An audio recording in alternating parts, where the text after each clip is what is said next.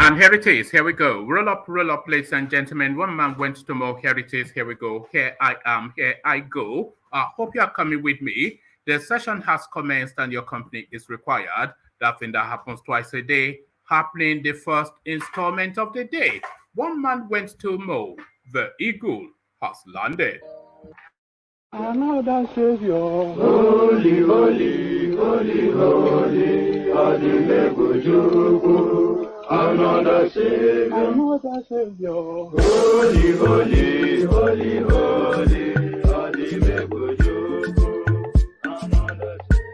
Well, this is Mobien. This is dedicated to the gallant heroes of the Nigerian Biafra War and IPOB families all over the world.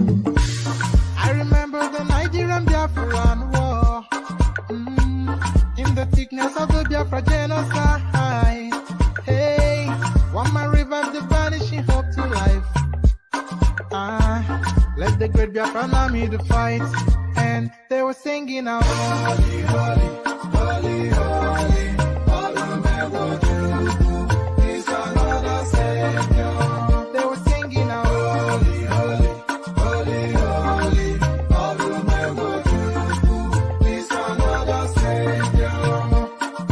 Holy, holy, holy, holy, all the men will do is another Savior.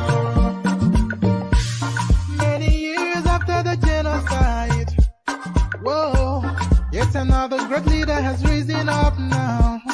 Oh, and he's leading the Biafrans to victory.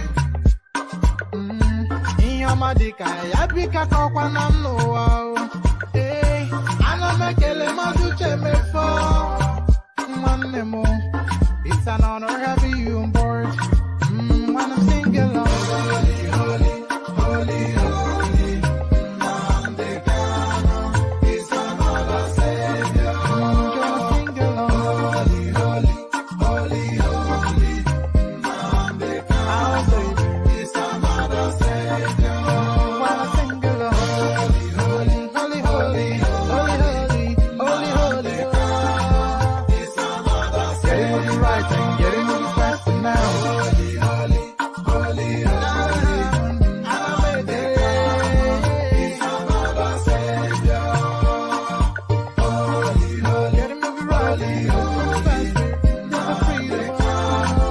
Is another Savior. Yeah, for freedom. Holy, holy, holy, holy, Nnamdi Kanu is another Savior. another Savior, holy, holy. So there it is, the farmyard singers from the eastern parts of Nigeria. The farmyard singers from Igbo land are holy, holy. They sing, holy, holy. As guys, I bring you this. Court rejects motion seeking Tinubu articles disqualification. So the nonsensity now is coming to an end, thankfully. All this brouhaha about some elements thinking they can, through the back door, end the political journeys of Tinubu and Atiku. So don't worry and save your strength for the battles to come, because these people are going to be on the ballot come the 25th of February 2023. There is no equivocation about that, and there is nothing taken away from these people by this campaign of calumny that is being mounted by elements that are mounting it. So the court, of course, dismisses the nonsense out of hand. Our court rejects motion seeking Tinubu articles disqualification. So that ends that particular nonsense, but still more nonsense to come, almost certainly. So this another nonsense. Tinubu's former boss at Mobile, Pius Oluwole, speaks on a certificate controversy. So now they are saying this guy doesn't have school cert, he doesn't have primary school, he doesn't have anything, he doesn't have diploma, whatever.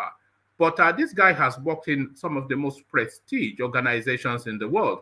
So quite how he managed to wangle his way into those spaces is the question. And I think the answer now being provided by one of his former bosses. Tinubu's former boss at Mobile, Pius Oluwole, speaks on a certificate controversy. So what Mr. Oluwole has to say, we'll find out shortly. This will No, I may well skip that. Maybe I'll save that one for the later session. Buhari's utterances in Rwanda on NNAMDI Kanu determined court's decision. Ohaneze, IPOB, condemns dismissal of bail application. So they say it's sub judice. That is, I think, the term in law. Well, that is the term in law, not that I think. So that is in the term in law. So sub judice, that is somewhat when you're trying to prejudice a pronouncement that is yet to come. And if Buhari was saying to Boris Johnson in Rwanda, in Kigali, that there is no hope of NNAMDI Kanu getting bail because he skipped bail the last time, then of course, when his bail application comes before just a jobbing judge that is sitting in judgment over him, then she will of course dismiss that application out of hand because she has gotten the subliminal signaling from the Malam in Rwanda that this guy is not to be released. So prejudicing court judgments, essentially what Aboki from Daura is accused of. Buhari's utterances in Rwanda on NNAMDI Kanu determined court decision. Ohaneze, IPOB, condemns dismissal of bail application. So that makes infinite sense to me. So from that infinite sense to this, from that infinite sense to this nonsense. Real reason I could not implement 2014 National Confab report. Goodluck Jonathan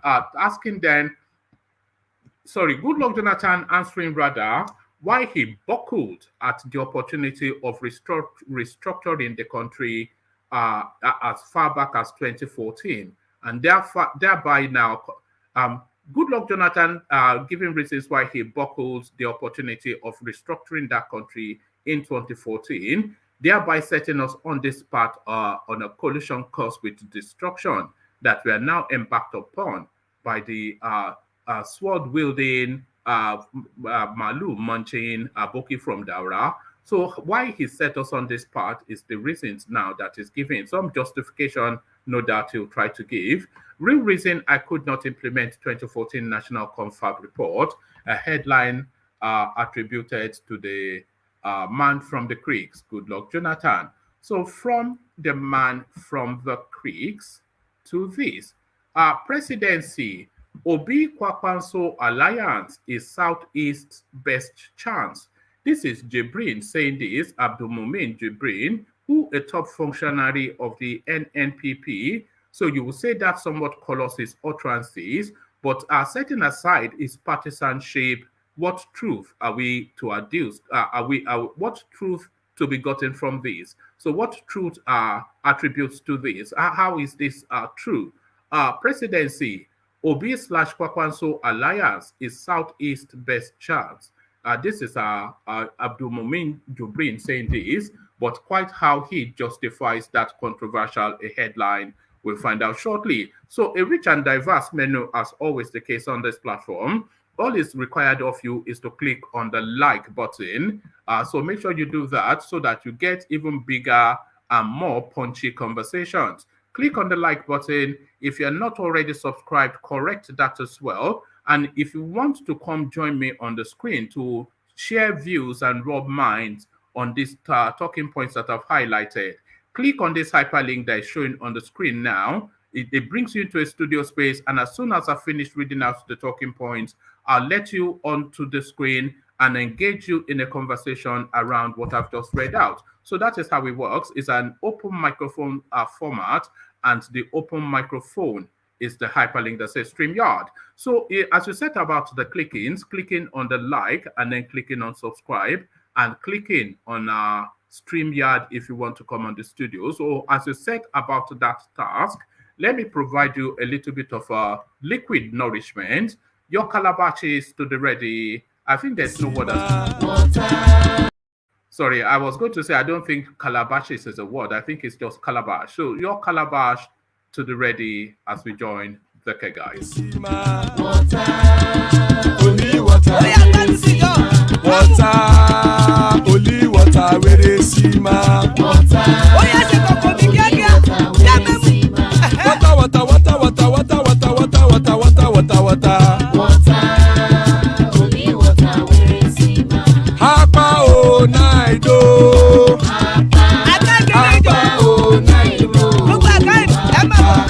Apa you don't come oh. Do that. Apa oh night oh.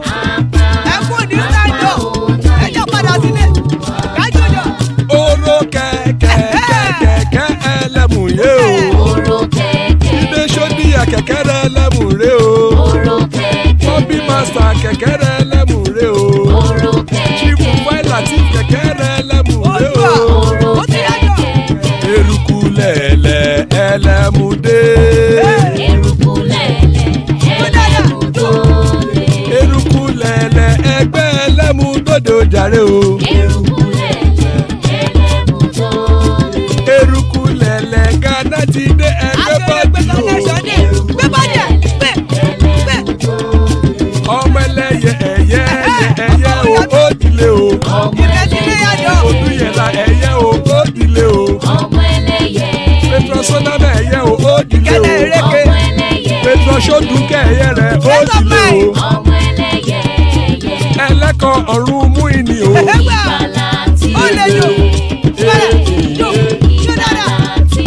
Àkùkọ ọ̀run mẹ́kọ̀.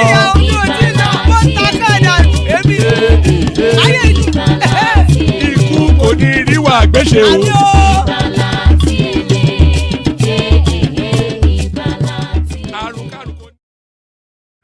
And there it is right there. Iku Kuniriwa Agbeshe, may death have nothing to do with us. Iku Kuniriwa Agbeshe, as guys, I bring you this. Court rejects motion seeking Tinubu articles disqualification.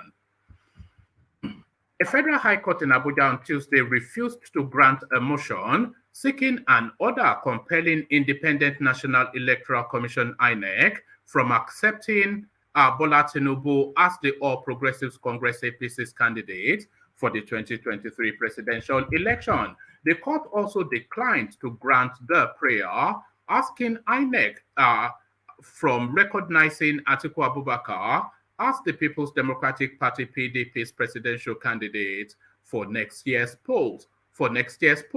Justice Iyang Eko, who is always the justice at the heart of all these matters, by the way, Justice Iyang Eko, in a ruling, rather ordered the plaintiffs incorporated trustees of Rights for All International and Northern Nigerian Youth Democrats to put all the defendants on notice. Justice Eko, who refused to grant prayers 1, 2, and 3 in the ex parte motion marked blah, blah, blah, which was dated and filed on the 22nd of June by the plaintiff's counsel, Kingdom Okere, however, granted prayers 4, 5, and 6.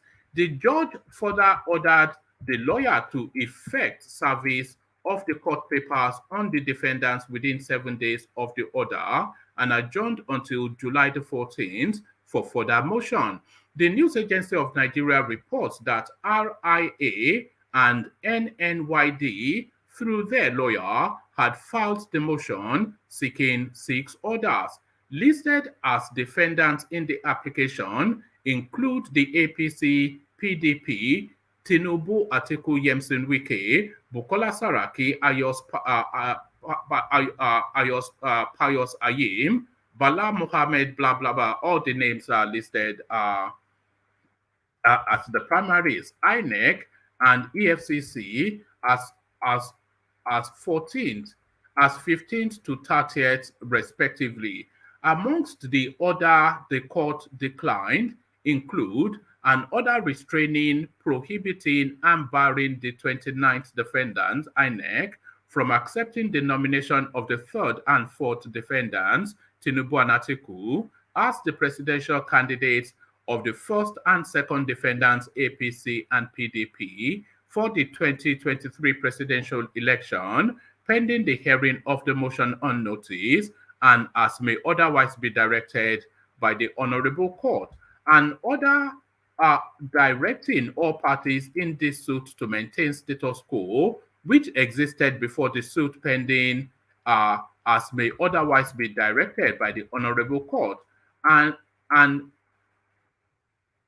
directing speedy hearing / fast tracking of the suit, and abridging the time within which the plaintiffs and defendants may file their respective defense/response in this suit to 5 days from the date of granting this application. But the court granted an order of substituted service on Tinubu Atiku Wike Saraki, blah blah blah blah, amongst others. It also granted an order of substituted service on all the defendants through a publication of only the originating summons in a national daily. Okere, who gave 7 grounds why the orders should be granted, said the suit is in public interest, suit that seeks to promote constitutional democracy, rule of law, the federal character principle, and principles of equity. So the federal character principles and principles of equity, of course, is the exclusion of the Southeast from tickets. So that's what that is about. Justice and fairness in holding the office of the President of the Federal Republic of Nigeria, amongst others. In the originating summons, the lawyer wants the court to determine whether, having regard to the clear, unambiguous, and express provisions, spirit and tenor, that would be spirit and tenor of Article 11A1, blah, blah, of the Constitution of the APC 2014 as amended, the Special National Convention of the First Defendant, held on June the 6th and 7th, was properly constituted as regards the composition of delegates who should attend and vote at the said convention, whether having regard to the clear, unambiguous, and express provision, spirit, and tenor of Section 33 and 5 of the Constitution of PDP 2017 as amended, the Special National Convention of the Second Defendant, held on May the 28th and 29th, was properly constituted as regards the composition of delegates who should attend and vote at the said convention, amongst others. So gobbledygook and hoo-ha. So gobbledygook and hoo-ha are balderdash and piffle. So balderdash and piffle, but onto this, are equally balderdash and piffle. Tinubu's former boss at Mobile, Pius Oluwole, speaks on his certificate controversy. So somebody in the know finally opens up to the space. Pius Oluwole Akinyelure. Pius Oluwole Akinyelure. So Pius Oluwole Akinyelure, Bola Tinubu's former boss at Mobile Oil and presently a member of the NNPC board, has reacted to the controversies surrounding the school certificate of the former Lagos State governor. In a post shared on Facebook, Pius said Tinubu's credentials were scrutinized and considered genuine and authentic when he appeared for an interview at Mobile. He said Tinubu would never have been employed by the organization if any of his credentials were found wanting, no matter how small. According to Pius, Tinubu was employed as a senior auditor and he carried out a very comprehensive audit like never before, which indicted many directors, including the managing director. He added that Tinubu was later appointed as treasurer in the organization before he resigned from the company to join our politics. He said, I met Bola Ahmed Tinubu the first time when we shortlisted his name at Mobile Oil. He appeared for the interview and we scrutinized his credentials. We referred all his credentials to the awarding institutions and we found out at Mobile that they were genuine and authentic. He would never have been employed by our organization if any, no matter how minute, of his credentials were found wanting. We employed him as a senior auditor. A few years later, Tinubu carried out a very comprehensive audit like never before, which indicted many directors, including the managing director of Mobile. And this led to the suspension of the MD. The company now needed a new treasurer who will renew the battered image of the company, which came out as a result of Tinubu's audit. So we, the remaining directors, thought the only man who did the audit was in the best position to help the company out, and he was appointed treasurer. A few years later, he came to meet me that he will want to resign from the company to join politics so that he can serve his people and humanity. He was already looking very unstoppable. That was how he left Mobile and joined politics. So Mobile or Mobile, however you're choosing to pronounce it, they scrutinize, but I don't think this will satisfy anybody though, because that storyline is too juicy for the IPOBian space. So they are going to continue. So he has to bring it and he has to publish it and he has to go and do the DNA test of his certificate. The man is an old and is a something, an ancestor. So this doesn't stop anything from the usual just chaos that you hear from certain quarters. But that somewhat clarifies that. So if as high up as Mobile, they are saying, and you have the expectation that they would not employ somebody just on trust, that I said I'm this and that, and they accept that. You expect, especially when they're employing somebody as an auditor and a senior one as well. So they won't just employ him based on the stories that he tells. They will check that those stories match up. Buhari's utterances in Rwanda on Nnamdi Kanu determined court decision. Ohanaeze IPOB condemned dismissal of bail application. Pardon me.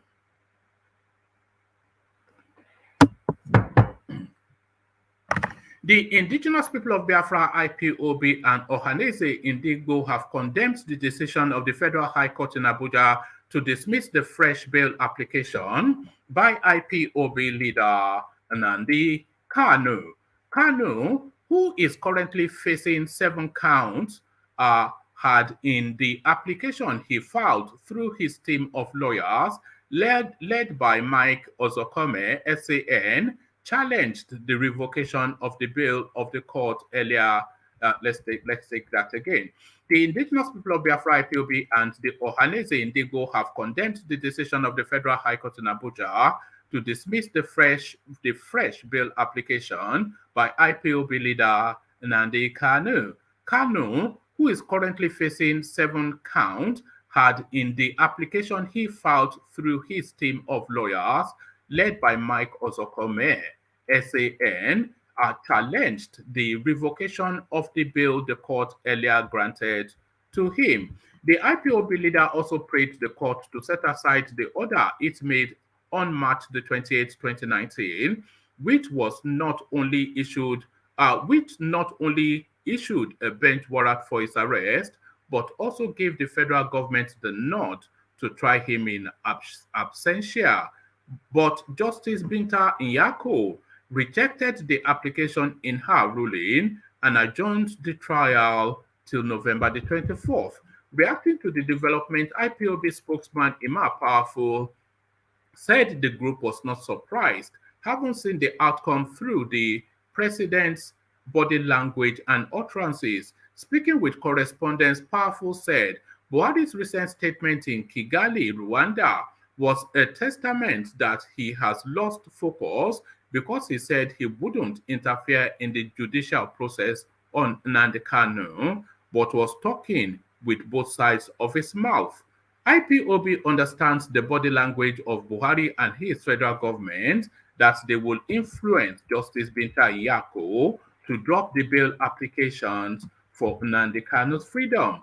But we are ready to wait for them. We want to use this medium to inform humanity, particularly Biafrans, to stay calm and that victory must come to us. On his part, Damian Okeke Ogene, the secretary for the Southeast Zone of Ohanaeze, Chief Damian Okeke Ogene, also attributed the court's verdict to Buhari's statement. In an interview, he said, if you assess the president's comments and utterances before today's court sitting, you will understand that he was not interested in releasing the young man because he knows that doing so will bring happiness to the people of the Southeast.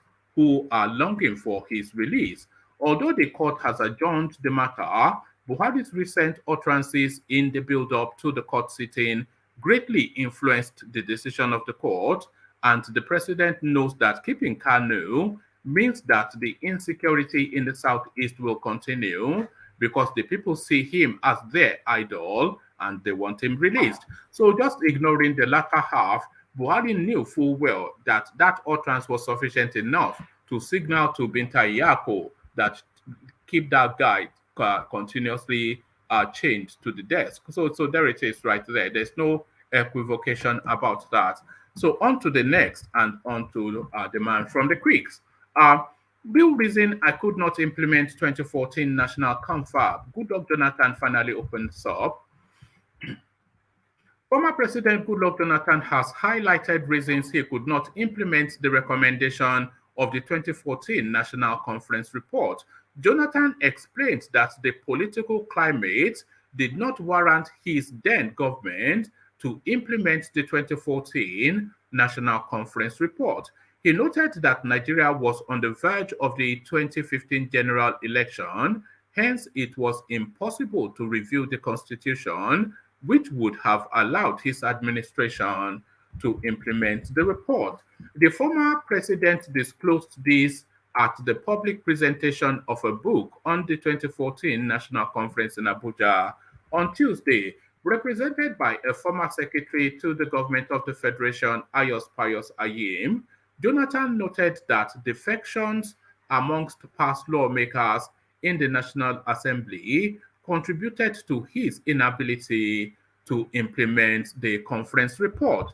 Jonathan said his administration could not implement the report because the then legislature was anti-government. He said, those familiar with the process of constitutional review will know that to implement the Confab report, a number of alterations will be made to the Constitution, which will require the involvement of the national and state assemblies. Such an elaborate review will be termed impossible at the time because at the time the report was submitted in August 2014, we were already on the verge of the 2015 election. It is also important to point out that at that time, the Speaker of the House of Representatives, Aminu Tambuwal, who was a member of my party, the PDP, had already moved out with some members to join the opposition. So Tambuwal, of course, he has not been treacherous just recently. All of his life has always been about treachery. That meant that a reasonable part of, sorry, pardon me.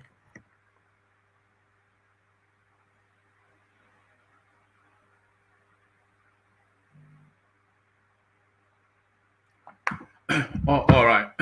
Pardon me. So that meant that a reasonable part of the legislature was already anti-government.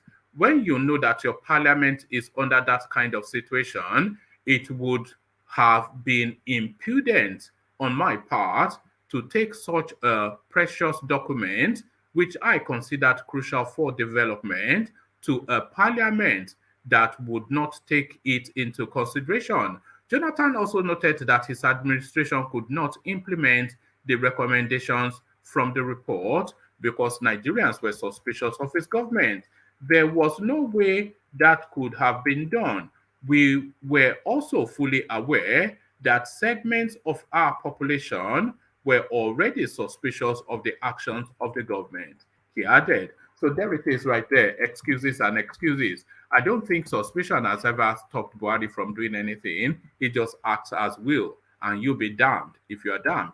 Our presidency, Obi/Kwakwanso alliance is Southeast's best chance. Jibrin are making so bold. Sorry, let me just, it's one of those websites that is just populates your screen with all manners of crap. All manners of nonsense. A former member of the House of Representatives, Abdul Mumin Jibrin, has called on the southeast part of the country to work towards the proposed alliance between Rabiu Kwakwanso, presidential candidate of the new Nigeria People's Party, NNPP, and Peter Obi of the Labour Party in order to actualize Igbo presidency. Correspondents had reported how Kwakwanso said his party was discussing a possible coalition with Obi's Labour Party in a bid to defeat the two major political parties. In an interview with Channels Television on Tuesday, Jibrin said the All Progressives Congress APC and People's Democratic Party PDP had treated the Southeast badly, adding that an alliance with NNPP is the best opportunity they have now. He said,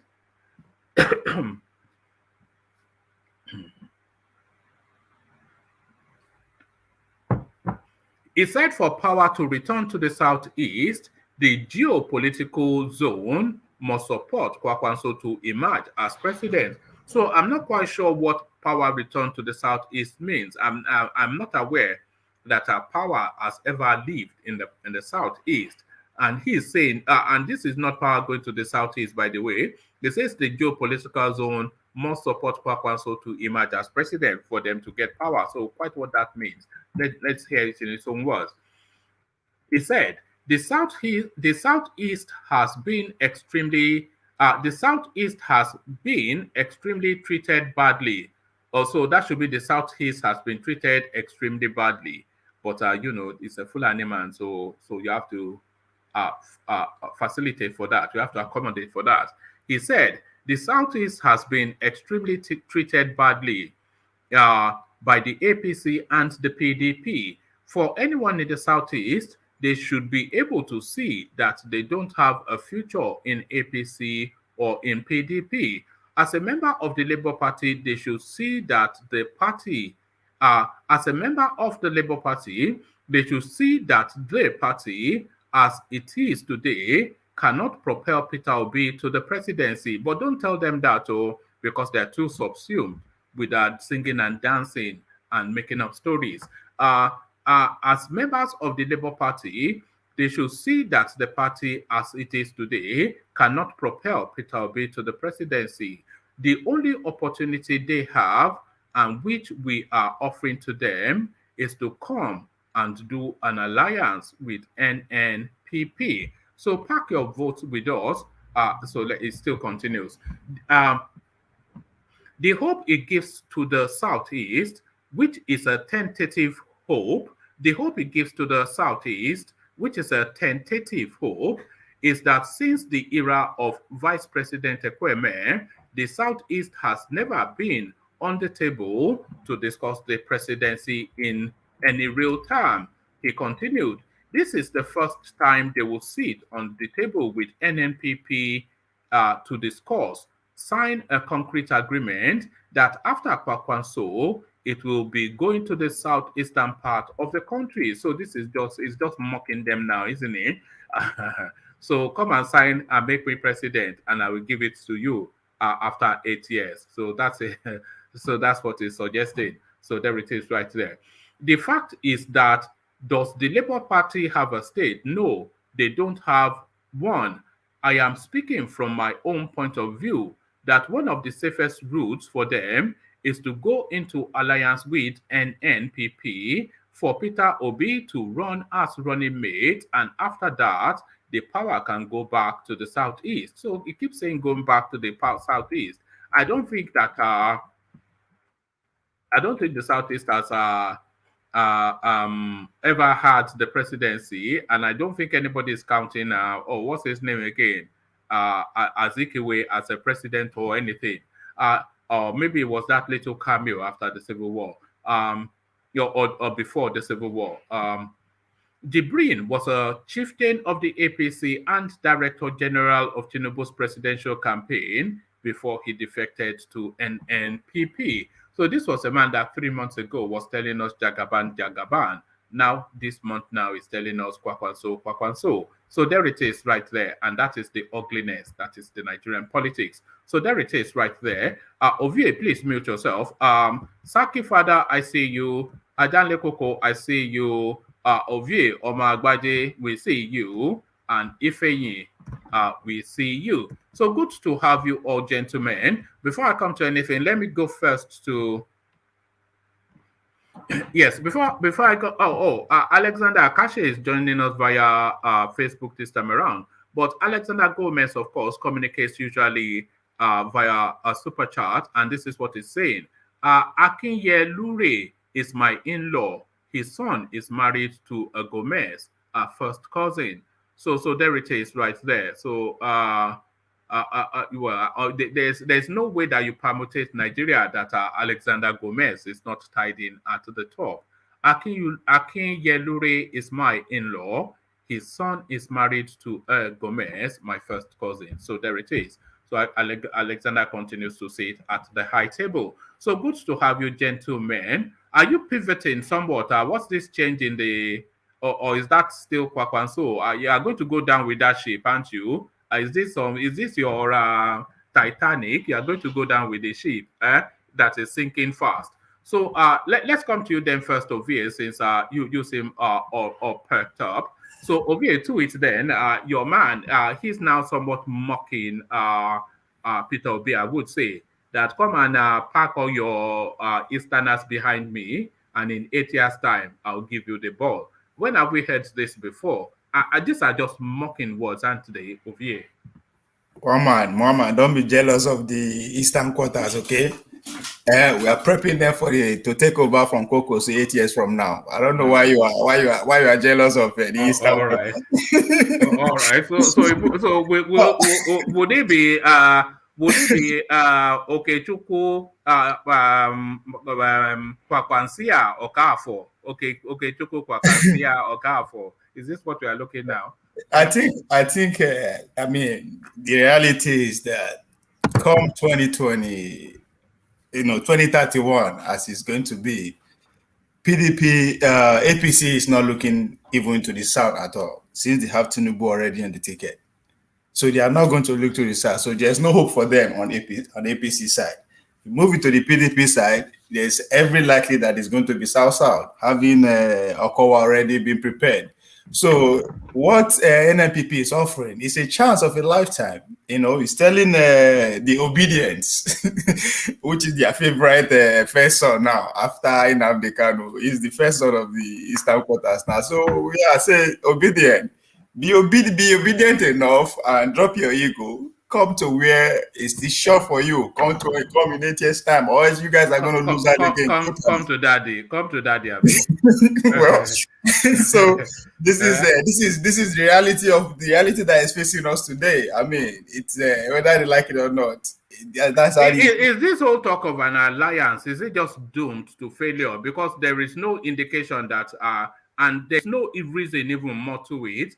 Why is somebody of Kwakwanso status will run secondary to Obi, and his movement would not allow him to take a running mate slot? So yes. All these talks is just going to end in a nonsense, isn't it? Yeah, I think the merger, what people are not, what the obedience are not saying that is coming their way now is the crisis that is going to hit Labour Party in the coming days. Because if you look at Labour Party critically, it's like APC. There are a lot of different factions, a lot of different interests that actually come together to join the APC, to join the, what's it called, a Labour Party. Labour Party has been in existence, yes. But if you look, there is a faction of Pat Otomi, what they call it, RAMP or whatever. So there are different factions that are coming. And I think what is going on right now, there's a pressure on the OB, say, hey, yes, everybody is shouting your name now. Face the reality.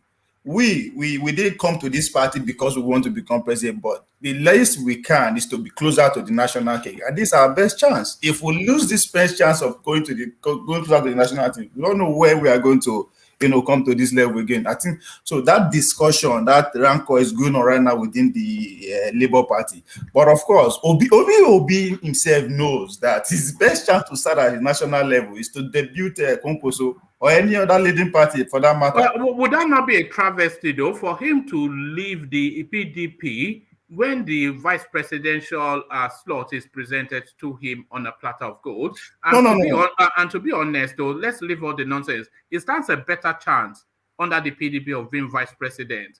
But now, the only slot now for relevance for him is still that vice presidential slot, but under now another fringe element like Kwakwanso. So do you see now No. that he has boxed himself into a corner? No, one man. What people did not understand is that Obi has lost that vice presidential slot immediately after the 2019 election. As I said, it is not out of the blue. No be saying that anything when Father Mbaka they come out and say Obi is stingy. I keep saying that word is stingy. There's a reason he said that, not because he's not giving him money. After the election, they actually sat down, that is the PDP now, sat down and said, okay, what went wrong? This man no get back to support the party. This is a money-oriented big venture. It doesn't want money to support what is coming. So that is why people like Wiki and Okowa, who actually have the resources coming from their state, intensify their effort. They saw it. Even him, if you look, when he attended Obi article declaration, it was glaring to him because going to that convention, if to say him going to the convention with his for a 40 million ticket to run for the presidency, he knows he can't do anything because even his own state delegate was not able to be in control. They give the control of that party to another person in that state. So that's why he ran. He has seen the handwriting on the wall that if he continue like that, nothing for him.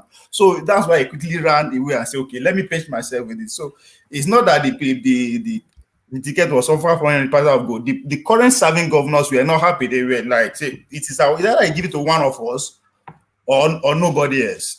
So that's why the man ran. Not that he was presented at the party of good. No, he was presented at the party of good 4 years period. Not this time around. It was to lose that completely. That's why he took off and go there. So this is he knows. It's just that interest and this noise that is going on about obedient, which he cannot even lay concrete claim to the 100% of this obedience that is coming, because by the time money start flowing in, by the time reality is saying everything will go disarray. Just as I say, there are men in that party, men will join that party because they want to be closer to the national cake, not necessarily because they want to be president. Deep down, Obi self know if you wake up, he will tell you, say, man, it's not. There's no way for him to be there as the number one citizen. No, Obi he lives in the real world, and I think everybody knows that. At least everybody of thinking, they know that he knows that he's not going to be president. But he's happened upon this now thing that is going on, and he wants to take it just as far as he can. You know, he has no choice but to ride it to the end. So yes, yeah. There is session of he knows he's not going to be president. So I think everybody knows that. Yes. And more crucially, he knows that. Yes. And there's a section of the elites too, even the politicians, who are actually pushing for this OB movement because they know the kind of damage it's going to do to PDP. Because the biggest loser in this OB movement is PDP. So there are other factions too, other elite who are pushing him to just keep going. Of course, if you keep going, it's not obvious for anybody. But if they come and merge together now with NNPP, it's a wrap. There's no way it's a wrap. It's just good. The election will be done and over with on that day. There's not going to be even second day. So all these are playing about. Why are you saying that though? You keep saying all these funny things. Kwakwanso is just one state man, and he doesn't even have full charge of but one man. Because Ganduje, he will have a say as to how the votes go in Kano State. Yeah. So he will probably get 500,000 in Kano State, and that's just the end of the story. So you are talking as though this guy was a national figure. It's not a national figure. No, Wama is again. It's not about him alone. I mean, you can see the cry out there. We know one PDP, we know one APC. If that merger happened, if Obi agreed to Deputy Kwakwanso, you will see the level of people that will come in from every other party. Pay attention to it. No. I think you are mistaken. If Obi agrees to deputize Kwakwanso, they will leave. They will just leave en masse, and then they'll go back to the traditional parties. No, because Obi is playing a game that the most should not come from him. The movement is all about Obi being president in order to actualize all of these things that he says. So if he's going to deputize some fringe malam, then what will be the point? So they will, from disappointment, leave him en masse. Yes, but take Obi and Kwakwanso a little bit away from the picture and see the people who are behind this movement, all these intellectuals that are behind the Labour Party, they will all move. But again, pay attention to what is happening in the political parties. PDP, as we speak, if you look at the relation between the senators who met with the president with their grievances, they are not able to resolve it. Because what the senators are complaining that the governors are totally took over the party. In fact, they instructed delegates not to vote for them. So how are you going to bring them back to that party? What are you going to offer them, knowing that over 40% of the APC senators are not coming back? They are not coming back. So what are you going to offer them to stay? No. So hold on, Ovie. When you say over 40% of the APC senators are not coming back, there are still APC members in that slot, so they did not lose to another party. It's just the sitting senators are no longer in play to be replaced by another set of senators. So I'm not sure what you mean they are not coming back. They'll still go back.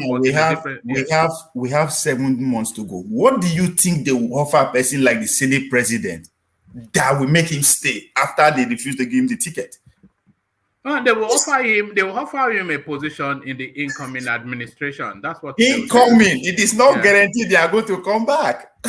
But there's no guarantees that he will come back as senator either. No, so let's just wait as we go. I'm pretty sure they cannot reverse this crisis that is going on. The parties are still going to explode. So, and that is what these two parties are waiting for. They are dragging it's somewhat of a partisan language to describe it as a crisis, because at this time of politics, at this phase in politics, you see people ebbing and flowing from parties to party. Yes. We've seen people leaving to go to NMPP. We've seen people leaving PDP to come to APC. We see a lot of people leaving APC to go to either NMPP, Labour Party especially. So it's just this. We see this all the time now. You know that, yes. But it is going to shape up to what will eventually provide a formidable front. There is time. It is going to shape up. It all depends on what the APC and PDP are offering their disgruntled members that they do great injustice to. Injustice. So let's see how it goes. But I am pretty sure. If Obi decided not to yield to the permission of the and go ahead, it is fine.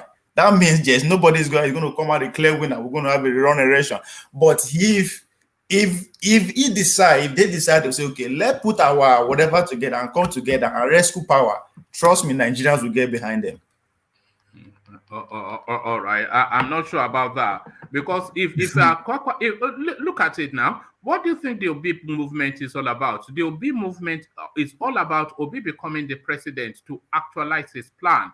Good. And Nigerians consider the vice presidential place as just a T-boy role, because we've seen the example, especially with Yemi Osinbajo, so they know he has no potency. So if he subordinates his ambition to the Malam, so why would they still stay with him? They will. 80% of them will leave him. They will leave him automatically immediately. But look at it from this perspective, one man. Assuming APC gave their ticket to Osinbajo, what do you think would have happened? Do you think people will not get behind that ticket? Of course, people like Osinbajo, yes, but he will be the presidential candidate, yes. Exactly, because it's already one leg in already. So now with all this permutation, with all this agitation, with everything that is going on, and we see an Igbo man being the vice president, trust me, how are you going to beat that?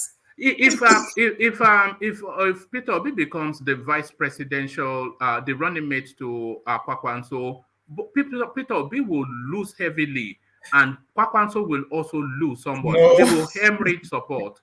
Both of them will lose support. Because a lot of the support around Kwakwanso as well are people sympathetic to Peter Obi, who then see that the relationship forming, so they should learn. So they will lose, both of them. That's my own. But sorry, you are. All right. Go ahead. Yeah, carry on. Ovie. Yes. You know why people are saying they are obedient? Tell me. It's because he's the man on a ticket. Yes. Is the one running who wants to run for president. Okay. People like myself, I would use myself as an example. Yeah. Because he's on a ticket, he's the primary contender. Okay. And a lot of the people in the south, especially the Igbos, some part of south, and maybe some Yorubas. Will you let me ask you a question? They want the power. The question. It's still asking asking you a question. Okay. Sorry. So they want the power to come to the south. Yes. So, but then, do you think if Obi now becomes the deputize Kwakwanso, are you saying that Kwakwanso will be able to win, both of them will win the election, considering that the people who are obedient right now is because he's on the ticket, he's the main contender in the ticket. Now he comes down to become the deputy. Do you think people like myself will want to support him? Okay. If that happened, what choice do obedience have? Either to vote for Tinubu or to vote for Atiku? I don't think you want to do that. Why not? Why not? You rather vote for Atiku and so fine. People will switch to Tinubu. Okay, yeah, now let's see Tinubu, yeah. The question I've been asking is that how much? What is the total number of disobedience that would actually go to? Now you can't have them. You want to diminish them. Look at this guy. No, I'm not diminishing them. No, I want them to join us now. Why would I diminish them? I'm not doing that. I'm going somewhere with that. What is the total number? Nobody knows yet. So to say that, to think that they're about 10,000. They're about 10,000. Okay, so will that make Obi win election? No. Can Kwakwanso even win election? The Kwakwanso you're talking about, can he even win the election? Can even win KANU'S state? Can he win KANU'S state? As it stands, nobody can say I will win the election among these four people. Nobody. None of them. Your Kwakwanso is even the least among them to say that he can win this election. That's what you are thinking at this point, but that's why I will say. Okay, what are you talking about? Even Kano, can he even win his own senatorial seat? He can't win Kano now. Come on, man. Now, why you guys? National man, you don't know the political stand of Kwakwanso in Kano. That's why you are talking like that. You don't know his political stand. He lost Kano in 2019. He lost it in 2019. Buhari lost the whole north 3 times until he joined a force with the south before he won. Now the same thing is still going to happen. That's exactly what is going to happen if Obi decided to say, okay, let's join. As I said, it's not just about Obi alone. Yeah, all these people are shouting Obi. That's why I say, how much is their vote? There are people who are under that Labour Party who can move weight by the time they offer them music posts. Just Obi, 1 minute. Okay. Thank you so much, one man, for bringing me back to your show. I can see Ovie is back home after going to cause wahala everywhere. I was seeing Ovie all over the place causing problems. So finally, he's back he's back home. But I wanted to ask you this, Ovie. Yeah. The other day, INEC released that they've seen among, within the last how many months that they've had 10.4 million new registered voters. Across all within this time space of people pushing for PVC and all that. So I'm not saying all of them are potential Obi voters or Labour Party voters, but where do you think majority of them, all these people, these 10.4 million that have registered, where do you think they'll vote? This 10.4. Who do you think the majority of them? I'm not saying all. Who do you think they'll vote for? Do you want to break them down first?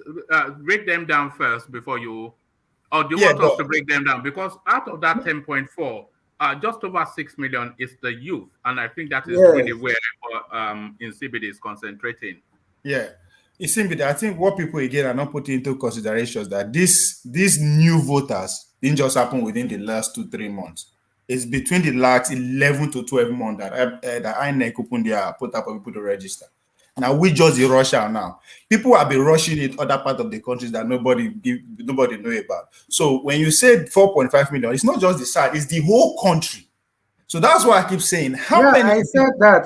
That's why my question is: who do you think majority of them will vote? Will you agree with me? Majority of them is coming from the northeast. I'm not serious. No. According to INEC's data, the bulk of it is from Lagos State. Lagos State. So that's Tinubu's vote. Will you say that's not necessarily, because they are young Igbo people, Lagos and Abuja, and then the south, and then no, actually the bulk of it is from the southeast. Lagos first, then the southeast, or even equal measure, and then Abuja, but not the north. Yeah. Let's give everything to Obedient. 4.5 million. It's still not enough to take him anywhere. No, you can't give them more to Obedient. Exactly. Now, so I'm just saying, let's give it to him. After that 6 million, maybe 40-45%. No, I only asked that question because Ovie is asking how it's many not going to those 4.5 million is not for Obi. Nobody can link claim to that. I've been saying this before. But that money comes in, it goes scatter because the 4.5, the youth are not in a block. Nobody, as I put it there before, and one man was asking me, no youth right now can stand in the street of Nigeria and have 1 million followership. Nobody. So they are everywhere. So who get the best bar pass? Nobody who get the best rhetoric or best policy. Who has the large amount of dollar will take the majority of these youths that we are talking about as it stands. Because they are everywhere. There is no unity among if you go Lagos, not to say, okay, Lagos youth are just one block, they are 500 or 1 million, they are for this person. No, they go scatter. Ovie, can I play you a video clip that backs up what you're saying? Apologies, it's in Yoruba language, but I'll interpret just shortly. But this video clip, when you said the person with the most bar will get that election. And this is how the election will play out. So watch this. So when you hear the cynicism about the OP movement, it's not that people dislike it. This is what people are talking about. Kò sí ẹni tí ó yẹ lásìkò yìí láti gbé àsíá ẹgbẹ́ APC bí kò ṣe àkọ́bí ọmọ olódò idẹ. Pẹ̀lú àtìlẹ́yìn Ọlọ́run àti àfọwọ́sowọ́pọ̀ ọmọ Nàìjíríà rere. Ipò ààrẹ orílẹ̀-èdè Nàìjíríà yìí. Ó ti ṣeé ṣe. Ó dẹ̀ dá wa lójú wípé ìtẹ̀síwájú ọ̀tún á dé borílẹ̀-èdè wa. Nítorí kíni. Aṣáájú kájẹ. Akíkanjú ni. Ọ̀mọ̀wé ni. Pẹ̀lú ìrírí tó péye. Ìmọ̀ àti òye. Láti darí àwa ọmọ Nàìjíríà dé ilẹ̀ ìlérí. Àràbà ní bàbá. Ẹni abálábà ní bàbá. Aṣíwájú Bọ́lá Ahmed Tinubu ni. Òun gangan ni. Òun ló kàn. Nítorí wípé òun ló tó gbangba sùn lọ́yẹ̀. Aṣíwájú Bọ́lá Ahmed Tinubu. Àkànbí. Ọmọ olódò dẹ. Jìjàgàbá. Tinubu for president. Gbogbo ọ̀run ti gbọ́, ó ti rí bẹ́ẹ̀, ó ti ṣẹ bẹ́ẹ̀. This message is from the League of Actors 2023. So Ovie, I'm not sure that needs much interpretation, but you already get the gist. Yes. Every single Yoruba actor of note that people have enjoyed and admired and have followed for years and years, every single one of them, or you saw that lady from King of Boys, every single one of them, you saw them in that clip. And what were they saying, Ovie? So when we say the influencers are where they're going to point the money, and it's going to get tribal, so that is it right there. And that's just even in diaspora too, because here in Atlanta, I've met a lot of top notable Nigerian Yoruba movie stars who are saying Jagaba is the way forward. And I will be shocked if Tinubu did not get 100% vote on the Southwest. Who will vote against him when which Yoruba person will vote against him? Anything less than 100%, they are in trouble. That's a fact, because that is the only zone that is guaranteed for them that they will perform wonder. Every other stone, no sure for them. So yes, the money will come. The money will play a long way. I mean, when the money into the street, the obedience, fact, unless they join the winning team, which is NNPP. One man, can I talk? I will leave in 10 minutes. Yeah, let's hear from Saki. Sorry, let's hear from Saki. Saki, yeah. Yeah, Ovie, I've had you in different platforms. I've had you speaking with Dr. Damages several times. So I've also had you on this platform. I hope you go around promoting my platform in the same way you people feel free to promote other people. I will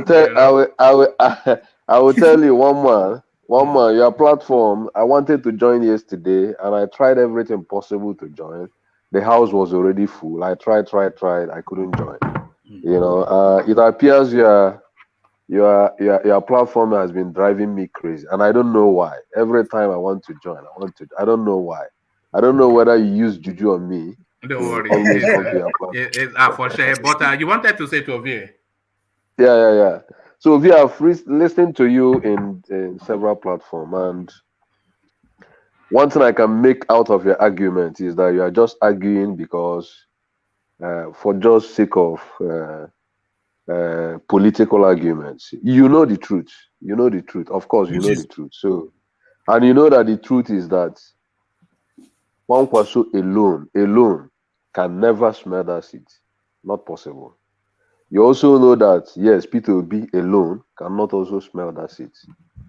But I'm telling you, take it from me categorically, if Peter Obi decides to deputize anybody, he will lose 95% of the current wave he's having. If he decides to deputize anybody, he will lose 95% of obedience. And you ask the question, do they have a choice? If he loses that, where are they going to vote? I will tell you categorically that if he loses that 95%, out of that 95%, 85% of them will choose not to vote at all.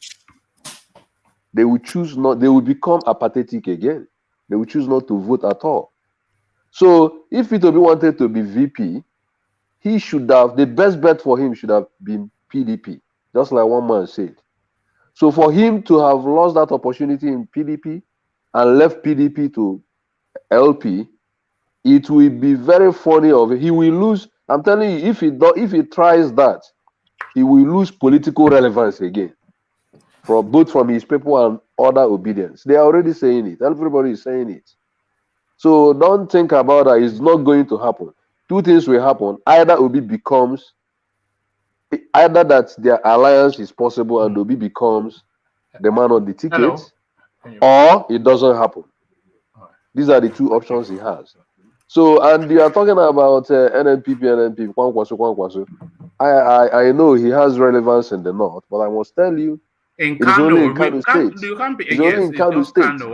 I served in Jigawa State, and when I was serving, I do come to Kanu very well most of those times. I know about him, not even today. So it's only in Kanu State, you know. And I want to ask you over here, you are free to support anybody you are supporting. You know, you are very free. I cannot argue against you. I believe you are from the south. Those Fulani people, anything Fulani. Yes, I believe you are in the south, from the south. But I don't want you to support a southerner because you are from the south. The only question I want to ask you is, do you believe in justice? Do you believe in equity? You know, if you believe in equity, the last administration is northern administration. Buhari is from the north. So if you are somebody that believes in equity or justice, would you, on moral grounds, on basis of moral sentiments, you know, or equity, would you want a northerner to also be a president at this time again? All right, let him address that. So, I don't think he cares, but he will tell you this. Okay, carry on. Now, let me start from where you said if Obi join Kwakwanso, about 85 or 95% of the voter will go. And that's go down the question, how many are these 95% or 90% that we are talking about? Guess what? Yes, you are right. Maybe, just as I said before, nobody can lay claim, the four of them, as it is today, that I am going to win the presidency. Fine. If Obi decided not to join and go away, that will take the election to second round.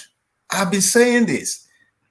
And at that point, since nobody can lay claim to say, I'm going to win, 1/3 of each state, I mean 24 states to be president, since nobody can claim to that, then we now have to put mathematics into the table. Obi is coming from the east. Give him all the vote, which is not possible because there are also presidential candidates who are coming from the east. One man, if you remember, when Soludo was attacking, what's his name, Obi, and I say, watch out. Soon you begin to hear the presidential candidate of Afghan name. And if you pay attention to the three major television in Nigeria today, the man is already out there making noise. So he is not going to get even the Southeast 100% vote. So why are you keep saying that? I keep saying that this will be, it matters a lot. It matters if you go all the way like this, which is good. But as I said, since it's going to be now regional votes, That is what will determine. But and I believe that just as you are running the NNPP down and you reduce them to KANU alone, it will shock you that as we speak, even the article that come from the north, no fee be composed for the whole north. And whenever I'm saying north, I'm not saying northeast and south, including north central. It no fee beat them, but that may be now 300. To answer your question directly about patriotism, fairness, and justice, my guy. If you pay attention to my streets very well, I keep saying honor politics. It is a game.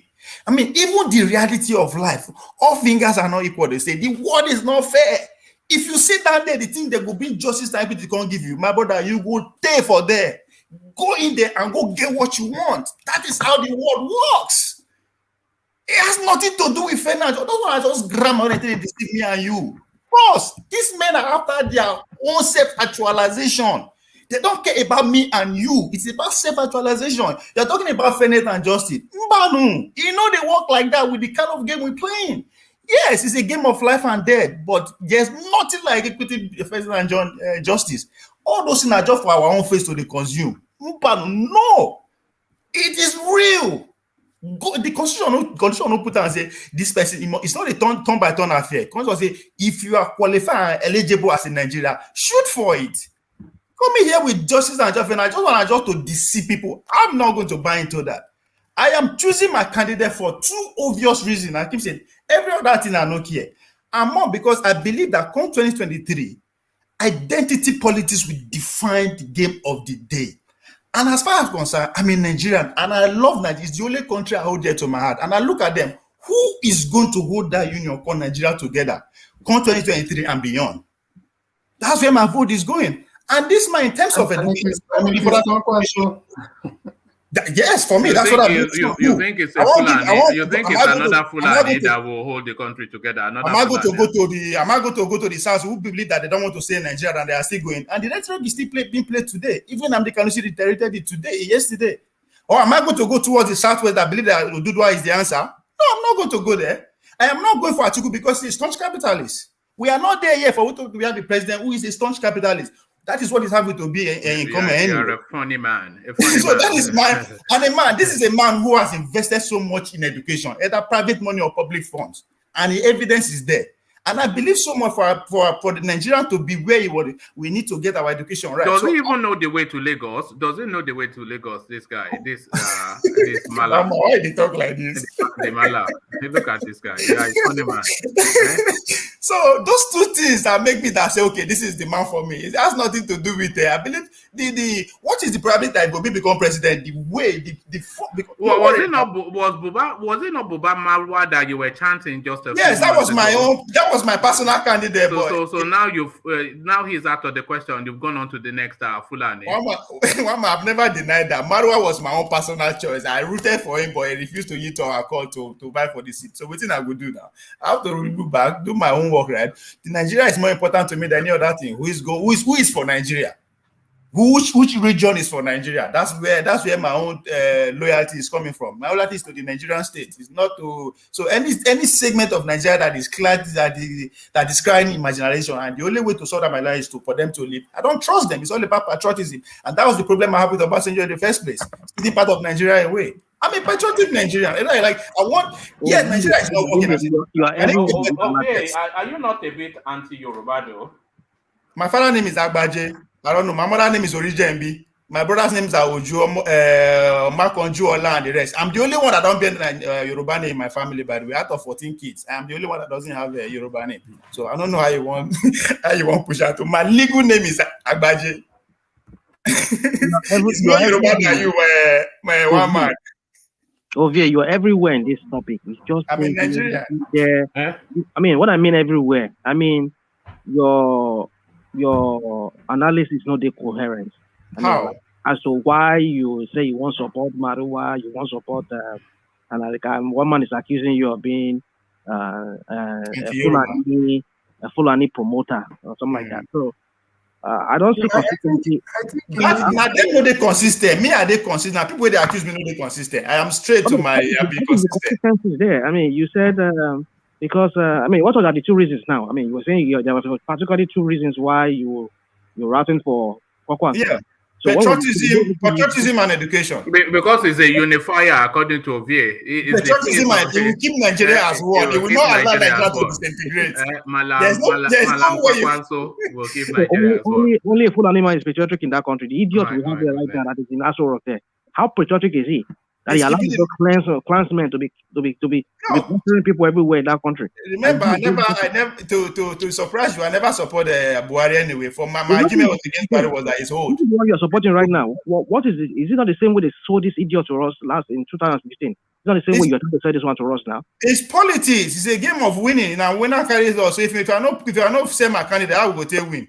It's the season. Time to educate or whatever part. This is now. It's the season of selling. We want to win. I hate to say this. It's like you don't like your own people. You know. Well, if that's how you see it. Hold on. A Fulani man is not patriotic. A Fulani man will only be patriotic if he has his own interest, the interest of his own people there. That is how Fulanis are. Fulanis are very tribal. Just as other people are also tribal in that country. So then why are you not accusing them? You accuse everybody.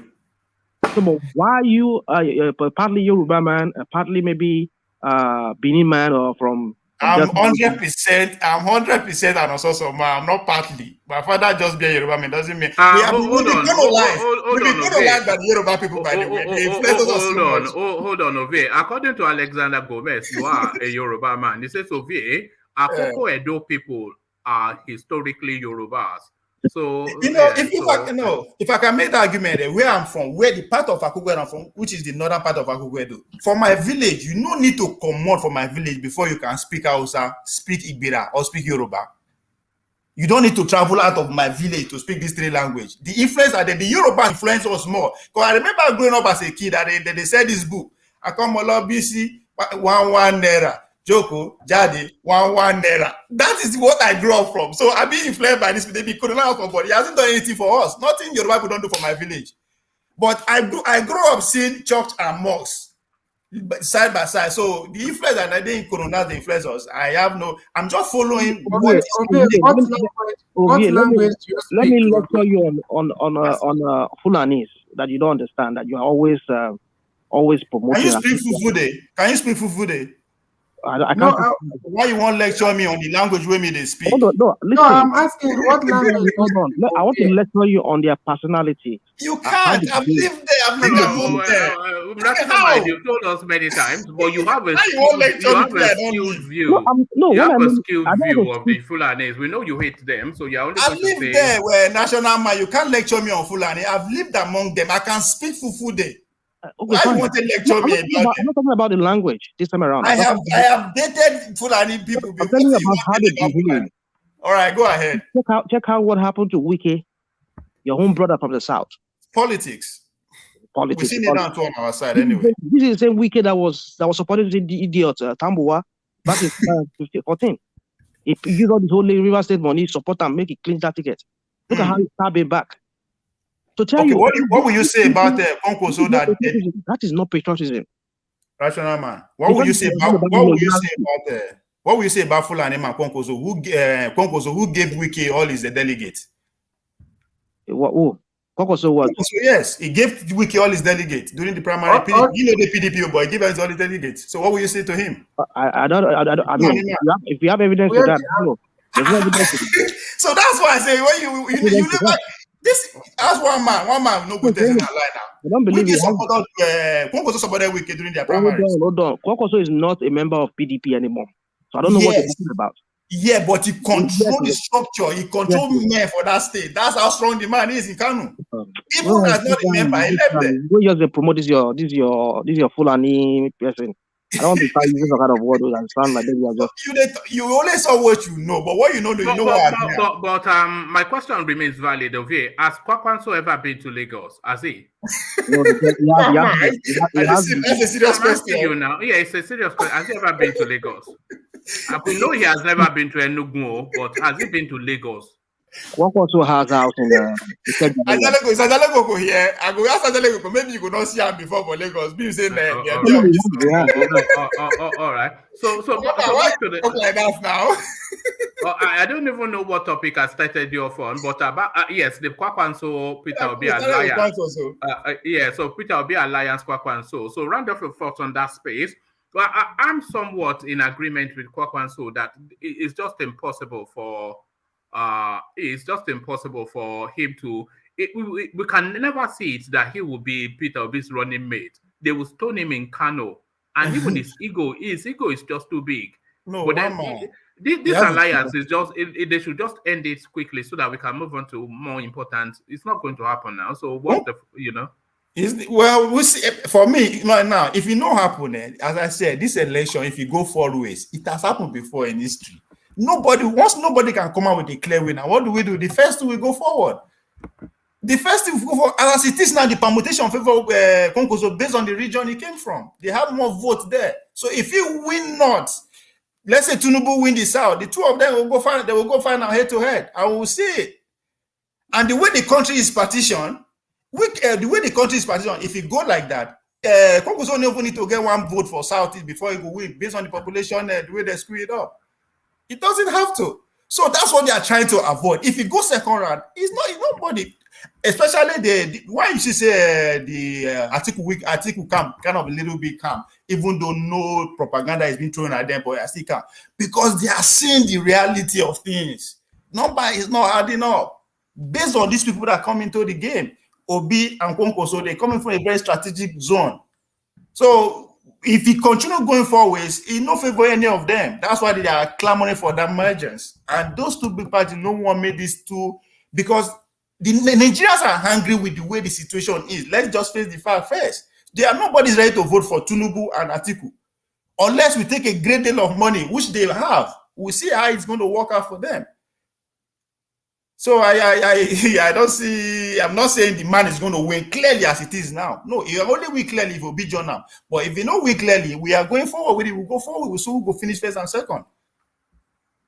But the men who are playing the game knows that it's not. The election of 2023 is not. It's unusual election, as I said, and this election has the capacity to set Nigeria straight.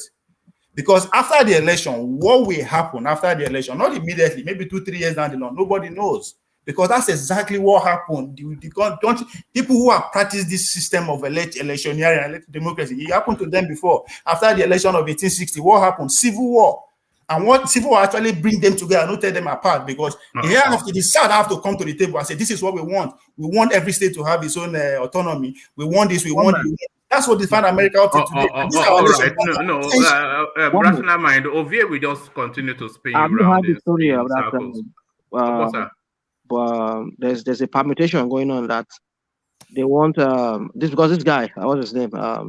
Tinubu's running mate himself he has certificate scandal. Now there's a permutation that they want to bring Kwakwanso on board to link him up with Tinubu. That's what I'm hearing. Kwakwanso cannot be running mate to anybody at this point. No, Kwakwanso will be the perfect running mate to Tinubu. So it's not going to. We know at some point Kwakwanso is going to pack his ambition with one man. Let's talk about KANU and what is the verdict that was passed. Sorry, Ovie, before you talk about that, let me ask you one man. Kwakwanso himself, I'm sorry, does Tinubu have the level of political credential that Kwakwanso have? How do you mean? In terms of because as much as I agree that Kwakwanso cannot win, he has more experience. But he has more experience than even Tinubu himself.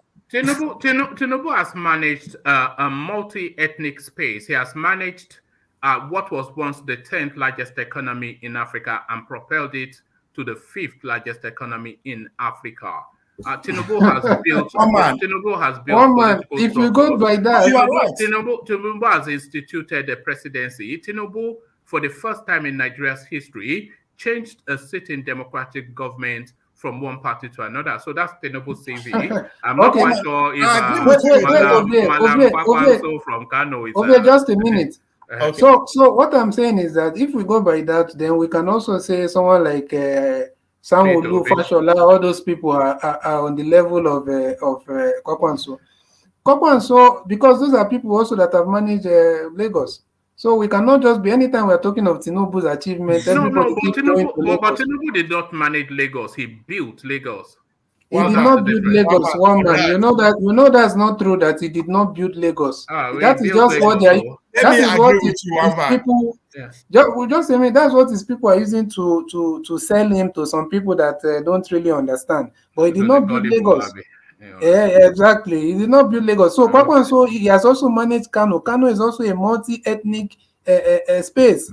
Are you not seeing everybody there? Igbo, Yoruba, Edo, everybody is in Kano State. And if you're talking of experience, I only ask this question because you cannot say that Kwakwanso, the perfect whatever for him to do is to be the running mate of Tinubu. If he's going by the same excuse he's given to Obi, he cannot be also deputy to Tinubu. That's what I'm trying to say. One man, I did agree and disagree with you, Lagos, Tinubu building Lagos and all that. We should start asking the real question: what is the budget of Lagos State, and what is the capacity of that budget? What can that budget truly achieve in Lagos? As far as I'm concerned, Lagos is way underdeveloped with this potential that it has. It's one of the richest economy in Africa. But look at it, undermanaged. Alexandra brother will do a better job managing Lagos to put it to 21st century city than the way it is. You can't say Lagos is a 21st century city, even though it has all the potential, all the capacity to make it. How do you know Alexandra brother go transform Lagos? Forget this all this crap. I just put that one to spice the things up. But you agree with me that Lagos is undermanaged for the past 20 years with the money it has. So please, in percentage terms, just in proportionate terms, he there's no equivocation, but I think we've flogged that. No, and again, one man, you asked me a question that Kumkozo been to Kano before, Lagos before. The question I will ask you, I will not ask you if you have been to Kano. You need to visit Kano. If you visit Kano, you will see the diversity. You will see the diversity in Kano. They will stone me to death. They will stone me to death. I know what they will stone me to death. As soon as they hear my Yoruba voice, they will start stoning. In fact, Kano is more historic. Has more historic whatever than yes, you guys don't know Kano. I know, but I'll agree with that. Kano is a long-standing historical city. In fact, Kano that cannot financially sustain itself. You're comparing Kano to Lagos. You guys go and check it. It cannot financially sustain itself without federal government allocation. Even Lagos State federal allocation. Lagos State is collecting allocation. No. The federal allocation to Lagos State budget is single digit. Nigerians they feed Lagos via the ports. That is what is keeping Lagos. Don't ever go and check the history. Kano was Lagos. Hold on. Go and check it. Hold on. Go and check history. Lagos was loaning Kano money during the Second Republic.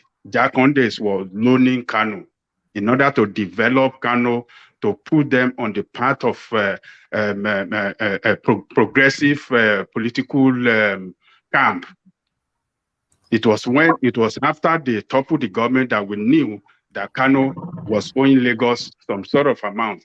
Lagos was loaning Kano. Condemns was giving loan to Rimi to build Kano and to develop progressive democracy there. I like it. Progressive ideology.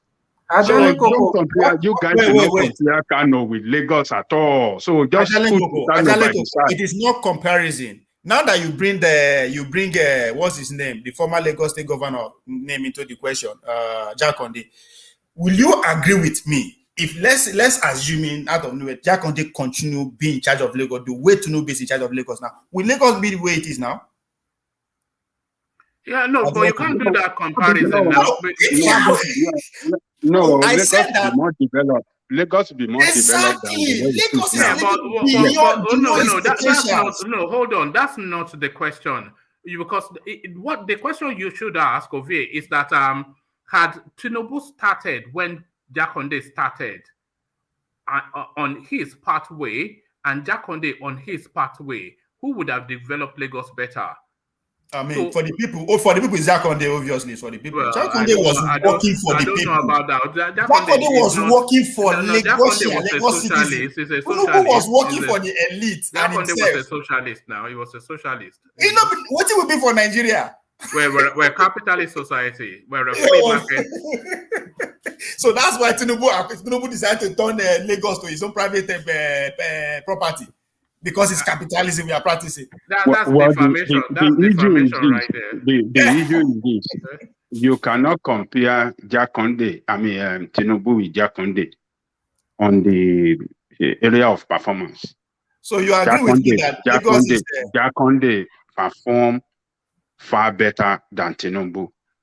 And so you cannot compare that Lagos is living below its capacity. Yeah, below expectation. That's a fact. We cannot be there. Below expectation. It's just propaganda that is running right there. It's thanks to Nigeria. Lagos should have been better. So if it is bad, Lagos should have been better than what it is now. Lagos should have been better than what it is now. So that's a fact. Don't let us run lie or deceive ourselves here. Hold on, Ove. To what you just said, that Lagos could have been better, it should be a lot better than it is for what it has to offer. But that is the same story of every other state in Nigeria. But the real question is, has Lagos progressed for what it has to offer better than every other state for what they have to offer? So that is the comparison, and that is where you measure Tinubu. One man, I like one man because when Lagos is good, it's Tinubu. If the catcher says bad, it's Nigerians. No, Tinubu is a crook now. Tinubu is he should be in jail. We all know that. It's a gangster. I mean, I'm more like an article sort of flavor, although I don't like for Fulani, but it's a complex situation, but thank you.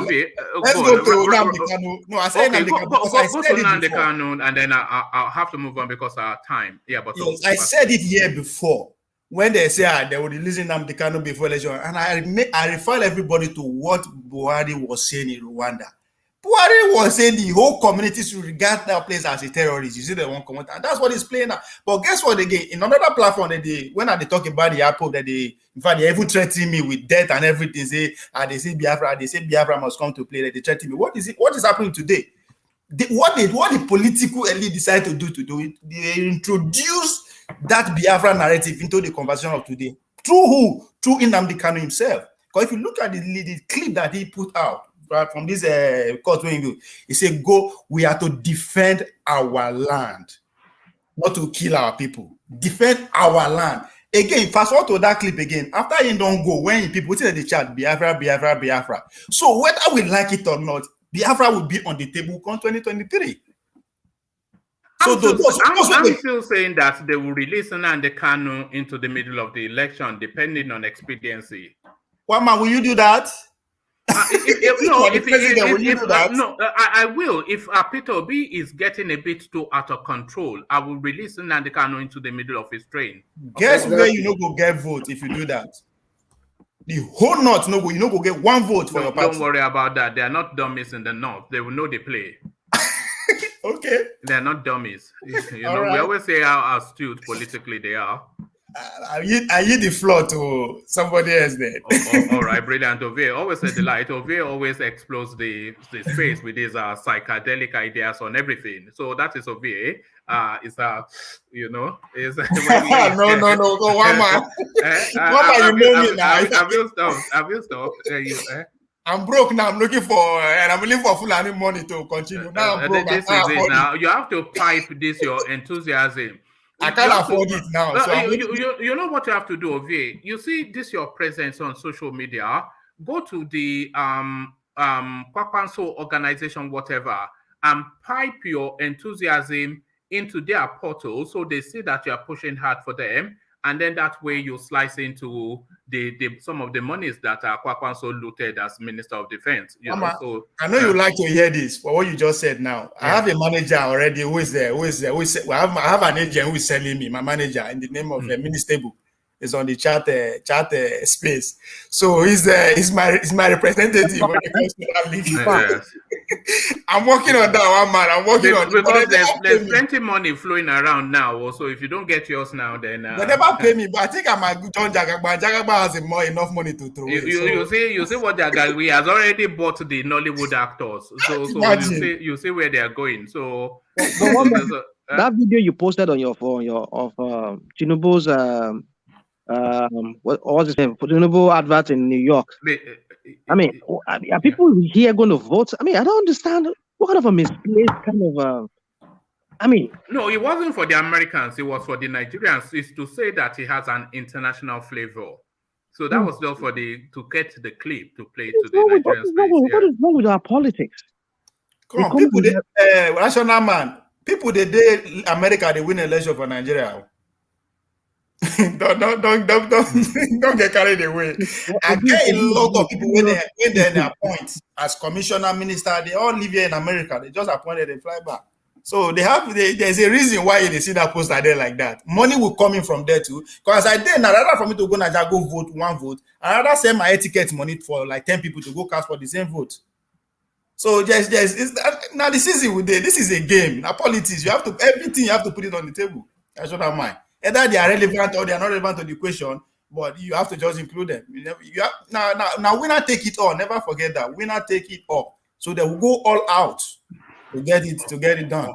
All right, brilliant. Thank you, Ovie. So, Ovie, let's go on from you for reasons of time to Rational Mind. And Rational Mind, I want to start you off by replaying this video clip. I won't play the fullness of it. You've seen it. Kò sí ẹni tí ó yẹ lásìkò yìí láti gbé àsíá ẹgbẹ́ APC bí kò ṣe àkọ́bí ọmọ olódò idẹ. Pẹ̀lú àtìlẹ́yìn Ọlọ́run àti àfọwọ́sowọ́pọ̀ ọmọ Nàìjíríà rere.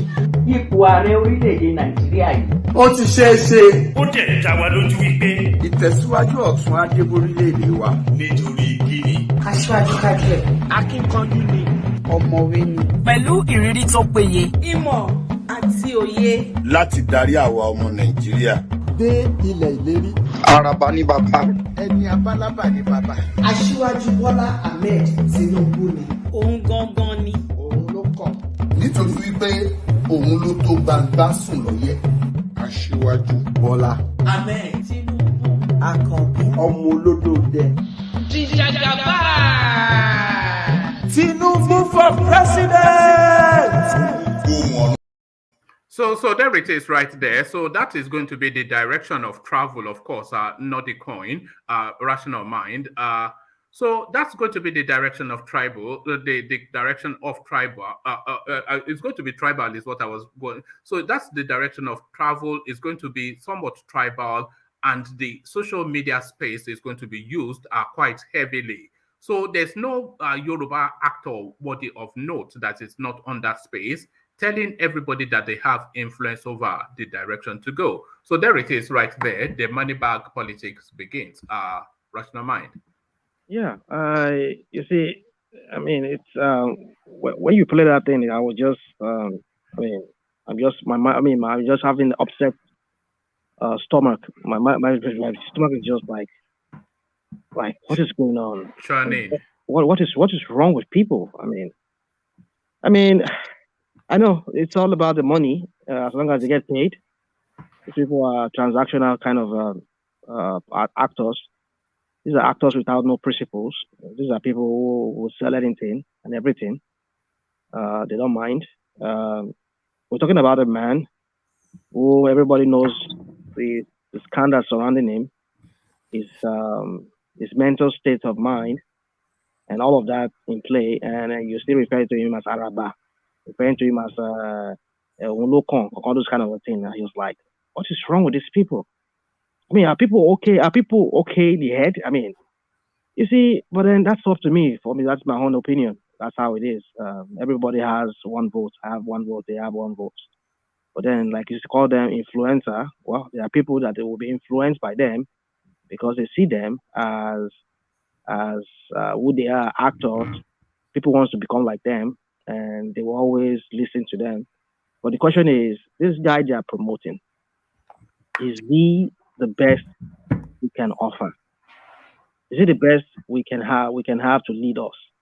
Not even the state of mind that he is right now. I mean, we're talking about this man that is not in Nigeria right now, who has been flown abroad again. We have one that is currently right there. All the 4 years or 8 years he spent there, more than half of it was spent abroad. And look at how his government, his administration panned out. It will pan out to be the worst. If this one comes in there, it's going to be worse than the one that is currently there. So these are the things that these people are supposed to be thinking about. And then they are here promoting this man just because he has given them money. This same money that you people are collecting from him, you think it's free? When he gets there, he's going to recuperate his money first. That will be the first thing to do. And then who knows, those money is going to recuperate. It's going to be money for. Well, what about when Peter Obi gets there? Will he recuperate his money? That is the point. That is why I'm going for Peter Obi. No, will he recuperate his money? Because it's a heavy spend, yeah. As far as I know, he has not spent his own personal money. Yeah. That is why people like Mbaka can be calling him stingy person. So politics should not be. So he's keeping all the loot from Anambra State to himself. Well, where is the evidence of his loot? One man. Do you have evidence of that he looted the we've already done that here severally. You know that. Oh man, you don't. I've said it on your platform here. Obi is not a saint. He has his own shady past. Maybe with his own personal business. That's what we're saying now. The shady past, the loot. That he stole the money of Anambra State. That I don't have any evidence to that. But this guy that we're talking about, Tinubu, that is people you just played. I mean, for how many years is the de facto governor of Lagos State? Even though he keep putting people there. As look at the other one that is currently there. That one is helping him. The other time I saw him last time he showed a video of Tinubu arriving in Lagos from one of the maybe Ekiti state. This guy was the one acting as a bodyguard. That is the whole governor of the Lagos State. This is the same idiot Tinubu that was insulting the governor of Abiodun, a sitting governor. I mean, show some respect. I mean, this is the kind of person you want to be a leader over us. I mean, I don't understand how people think. Sometimes I just wonder what is wrong with Nigerians that are back home. Yeah, it's like their mental state of mind is a mess. They can't think straight. They can't think analytically to analyze situation, analyze people. I mean, you're promoting a man, like I was saying, a governor, a sitting governor, which is the governor of nevertheless, never minding all that, where the mass is where these people are speaking to. And so irrespective of how you feel they should think and do better, this is how they are intending to think and do. And this is this is the election now taking shape. And so this is where the mass is. Where are the mass? Bought mass, people that are bought. It doesn't matter now. You keep saying all these things as though it matters. Is that going to stop the presidency that they are bought or whatever? I know. It's all about who has the war chest when it comes to money to spend to buy people over. Yeah, but what I'm saying to you, does that make it right? Doesn't make it right. For the fact that somebody has a crowd, I mean, this idiot has crowd. What is his name? The one that was there currently right now. At least they pull crowd for him. But look at how it played out. It was a failure, the worst failure that country has ever had. So for the fact that the crowd is following one person doesn't make it right, doesn't mean he's the right person. That's why we Nigerians, that's why they make that country the way it is. People are not educated, people are not self-conscious are not aware of the politics, the economy, the social, even though they know what is going on socially or economically, but they can't really relate it to who should be their leader, who should be able to transform their lives. Because they're so weaponized, that poverty in that country, that a lot of them, that poverty has blinded their mind, not to even really see. And you're promoting, look at this idiot influencers, Yoruba influencers, talking about this idiot that is there. I mean, the facto governor of Lagos State, who keeps recycling people there in Lagos State as minions for himself, as his own tools to make that state dry. You hear Ovi was saying here that this is the best that Lagos could have offered. No, Lagos could have at least transformed itself more than what it is currently right now. Because this guy keeps sampling the money to himself and keep promoting his own political empire. I mean, we should think very well, people. We should think. One person cannot just become. I mean, we are all humans. one person calling the shots. I mean, he turns himself into a godlike person. So for me, I don't really hate him. I just hate his politics. I don't hate him as a person. I don't know him. I don't know him as a human. I mean, personally, I don't know him. But going by what I've seen, he has done, how he has hold a state to himself, turn it to his own personal estate, and keep making that state dry. He could do more than what Lagos. I mean, when Fashola was there, that was one problem he had with Fashola. Fashola tried his best because Fashola really wanted to transform that state, and he did his best, despite even what's his name, Tinubu almost prevented him from actualizing that thing because he's going to outshine him. He knew that, and really, Fashola outshine him. And that was what this guy was trying to do too. What's his name? Ambode. And he prevented him, and they were able to take him out. Even what's his name too? Was Fashola almost lost the second term ticket. They won't to give it to him until people have to intervene for his behalf. So this is a man who wants to always call the shots. He wants you to dance to his tune. He wants. Yeah, as a leader is what you are describing. Is that not a leader? A leader of what? A leader of men, a leader of thoughts. You live in a Western country. Is this how politics is played in where you are? You live there. No, leaders are usually egocentric. Obama was, Trump was, Boris is, Tinubu, Buhari. No, don't compare. Sorry, rational mind. You see, the difference with what one man is describing is that those people you're mentioning, they did that while they are in office. Somebody that is not holding a political office, or maybe an active public service office is leading. How? From behind the scene. That's really a mob leader. It's a mob. Then that just shows then the potency of the man. If he's out of office and is still able to orchestrate affairs, then that's testament. That has not transformed the lives of people that are being governed under his rule, under his governance or leadership. Well, he has transformed Lagos State. How many African countries have a light rail system? Where are you from? Where are you from? What do you mean? Where am I from?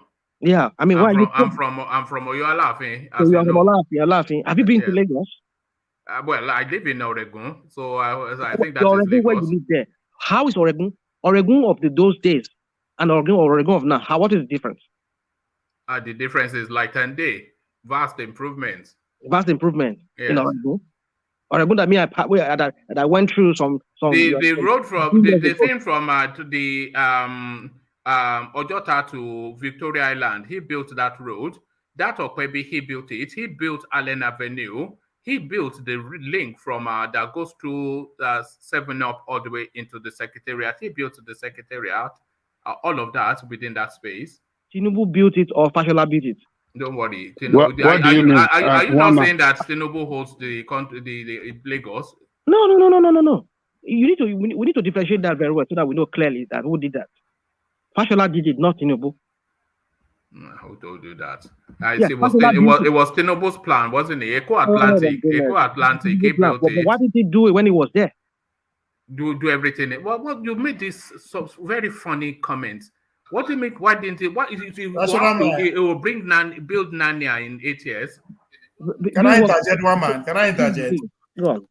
They did not build any new road, though. They only renovate. I don't see any new road that was built in Lagos for the past 20 years, though. Don't mind that one man. The way one man just spins. There's not new road that was constructed in Lagos for the past 20 years. They just renovate. I just don't understand what one man is talking about sometimes. No, that cannot be true. Hold on, no, that cannot be true. That there is no new road built in Lagos State during his time or during their own time. No, we can. Don't let us look. If you want to talk about their failure, that it didn't transform Lagos to what we expected, yes, let us. But to say there's no new road being built during their time, no. I lived in Lagos during his own time. I lived in Lagos. Do you know all Lagos? Yes, I tell you where I live for Lagos. I've lived in Iba Housing Estate. I've lived in Orile Gong. I've lived in Yanopaja. And I live in Aja. So where is Lagos? These are ghetto of Lagos now. There are other parts of Lagos. Tell me where you do road. You think it's your Ajah that constitutes the whole of Lagos State? Do you know Ijede? Show me one brand new road. Do you know do you know Ijede? Do you know Agbowakosi? Do you know some other part of Lagos State? Look, hold on. You don't know entire Lagos.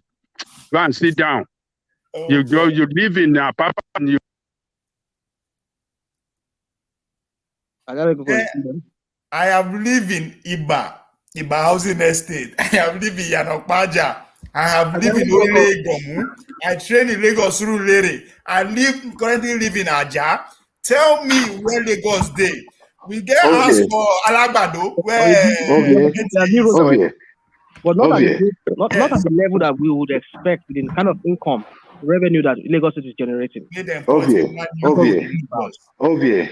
Yes. Let me just make this quick one that you can continue. To say there was no new road built in Lagos State during Tinubu's time, and that is that's a lie.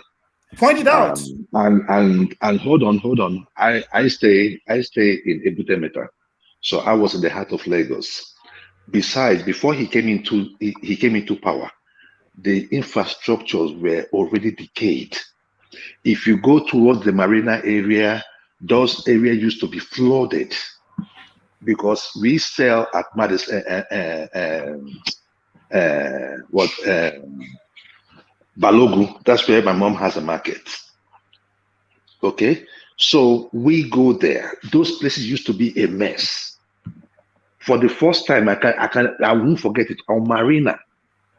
That was when Tinubu started launching all these like 6 feet, 12 feet deep gutters. And immediately he did that, the flood within that Marina area stopped. On my own street, I was staying on Inhabited Metal on Apapa Road. Now, they did not build new roads. But like I told you, all those places used to be gallops. Everywhere, it used to be gallop. Even going towards those days, we go to watch football at a National Stadium, when National Stadium was still there. All that Sulere Road, that Costain area, no. They really, though I will just give it to mostly to Fashola, right? But Tinubu did his own part. So let's not just say that he did not. Don't let us rubbish him entirely. That we can't rubbish him entirely. That is wrong. Don't argue. Don't argue, Ovie. Just leave it like that. One thing I'm going to help you with, Ovie, I agree with you. With the amount of money coming into Lagos State has been so changed. And you see, it goes back to this thing we always talk about when we talk about leadership. When we talk about leadership and we start saying the godfatherism, I told you how Anambra was before Chris Ngige came in. Chris Ngige stopped the godfatherism in Anambra State. Before Chris Ngige came in, under Mbadunuju, Anambra Secondary School was closed for almost 2 years. They could not pay salaries. Why? If the money is coming into the state, Emekofo has taken his part, leaving him with nothing. We are only lucky. Those in Lagos State are lucky because of the kind of money Lagos State has.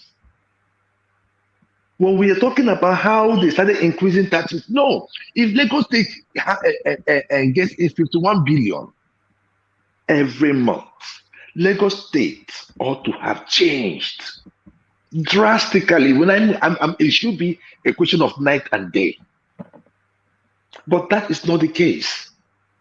And that is why when we were talking the other day, and they were asking P2B a question about how he was going to help solve the corruption, there was one thing he said, because we keep talking about solution. He's not giving solution. But in his statement, if you listen very, very well, and you have been around those in government, you will know that he is telling you the things that are real. He said something. He said that If I am not stealing, that the man behind me will not steal. It is very, very critical. We are talking about what is happening in Nigeria today. Look at what, look, I want you, one man, please make sure you go and listen to this guy that also came up from presidency under PDP, one of the governors. I've forgotten, I think, what's his name again? I'm going to get it. Ayatu? So that you will listen to, who? Ayatu, the Fulani guy. No, which region is he from? I don't know. I think he's from Bauchi, the governor of Bauchi or something. Bala Mohammed. I think it's Bala Mohammed. I posted it on my page. I told you that I don't know how to get you. I would have sent you these videos. This guy, they were asking him questions about the Fulanis coming into Nigeria. You know what he said? He said that they cannot stop the influx of Fulani coming in from Senegal, Niger, all these places, because Fulanis see themselves as a nation. And the guy from Chinese television was asking him, how do you create boundaries? How do you separate those coming into the country? So as they are coming and, killing people, he now said, oh, no, they have to just talk to them and all that. Then you will know when people are crying, when the likes of Danjuma are saying, pick up arms, with the likes of Makawali. We saw that interview. It was Shewon. He said that long ago. He said that long ago. Yeah. I'm not bringing up all these things. You understand? When we are saying that power must shift to the south, there is need for that balance. When we have a country where the Fulanis are there, look, they see government as their birthright. So at every point in time, they have someone in government telling them what is going on. And they have the army, with or without them being in army, they already place their people from the 1st to the 6th. Who are you going to choose from? Who are you going to choose from? All right, power can transit to the south now. So, does that mean you've joined Jagaban then? If you say power should transit to the south? No. I am not saying you should go to Jagaban, and I'm going to tell you the reason why. Lagos State. When we look at Lagos State and say that Lagos State is one of the achievements of Tinubu, I will tell you that Lagos State has been so changed. And when you talk about that Tinubu is this, Tinubu is that. The reason why all those people are pandering towards him is because of the money. This is Lagos money being frittered away. Just like Rotimi Amechi and Wike and Odele are doing with Rivers money. With the amount of money Wike is spending, you will know that Wike is still owing salaries and pension in his state. Everywhere in his state, garbage. Everywhere on the streets. It is unfortunate. So when we talk about, Jagaban of Africa, it is your money. It is not his money. After all, you're paying him 2.5 billion naira every month. That is what this company is paying him from the tax and stuff that he's doing for Lagos State. It's 2.5 billion naira every month. Whose money is that? Lagos State money. Can 2.5 billion? What do you mean is Lagos State money? That's it's Lagos State. Please. You're an educated man. Why are you talking like this? It's not Lagos State money. It's commission for services rendered. Woman, you have stayed in abroad. And I believe that the reason why some of us are speaking out is because we have seen when things are working. We cannot have a tax revenue agency of government be managed by another agency of government. Who gave you that right? No, Alphabet is not an agency. It's not an agency of government. It's private enterprise. No, so it's either, see, if you are going to pay people 2.5 billion naira to do a job, there is no need to have the inner revenue service. It's commission based. It's commission based. It's performance related. I do not care whether it is performance or underperformance rated. What I am just saying is that 2.5 billion naira taking off Lagos State. So you would rather not give them. Hold on. So you would rather not give them for that 2 point whatever billion naira and not have the revenue they generated just out of spite of not giving them the commission they earn from No, generating it is not a question of no. No, It is not. No.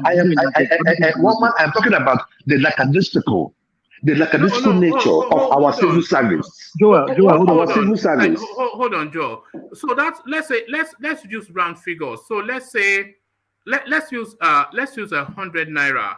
So they are generating 100 naira and taking 10 naira as commission. But because you are so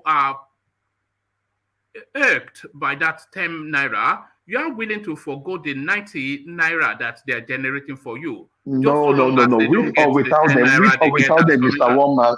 With or without them, you can still generate that same money. No, they couldn't. No. Come on. Remember, Ajele Koko said something. Ajele Koko said that company was formed while Tinubu was still in government. It is criminal. What do you mean that? You don't. You see. You don't know the backdrop to it. What's the backdrop? No. Ajele Koko said it. Now, the last time we were talking about it. Ajele Koko is not gospel. Ajele Koko is not gospel. It's just. No. You see. Even if that company. Let him speak. Let him tell us, woman. What is the backdrop? Oh, okay. I've said it here before. That Alpha Beta was not actually originally Tinubu's company. It's a company of our experienced auditors and financiers and people astute in resource generation, and they came up with a plan, with a formula that would exponentially grow the commission of the internally generated revenue of Lagos State. So that is what they did. And then they pitched that idea to the Lagos State space. So that was during the time that Tinubu was the governor. So it was their intellectual property, these people pitching the idea. And then their idea so coheres, and because it was also commission-based as well.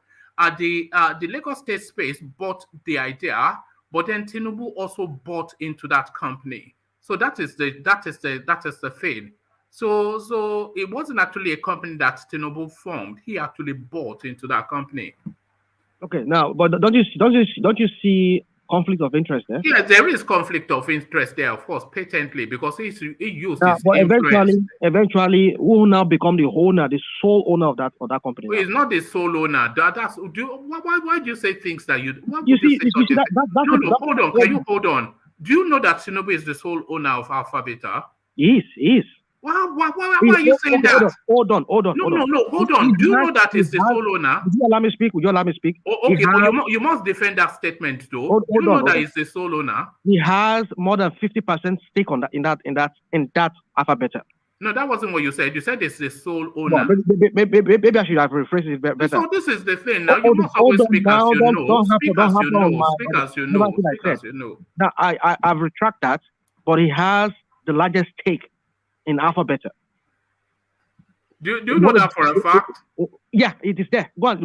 What do you mean it is there? You just told us it's the sole owner now. One man. The news is out there. You can. The news is out there. You can't dispute those news. No, the news is out there.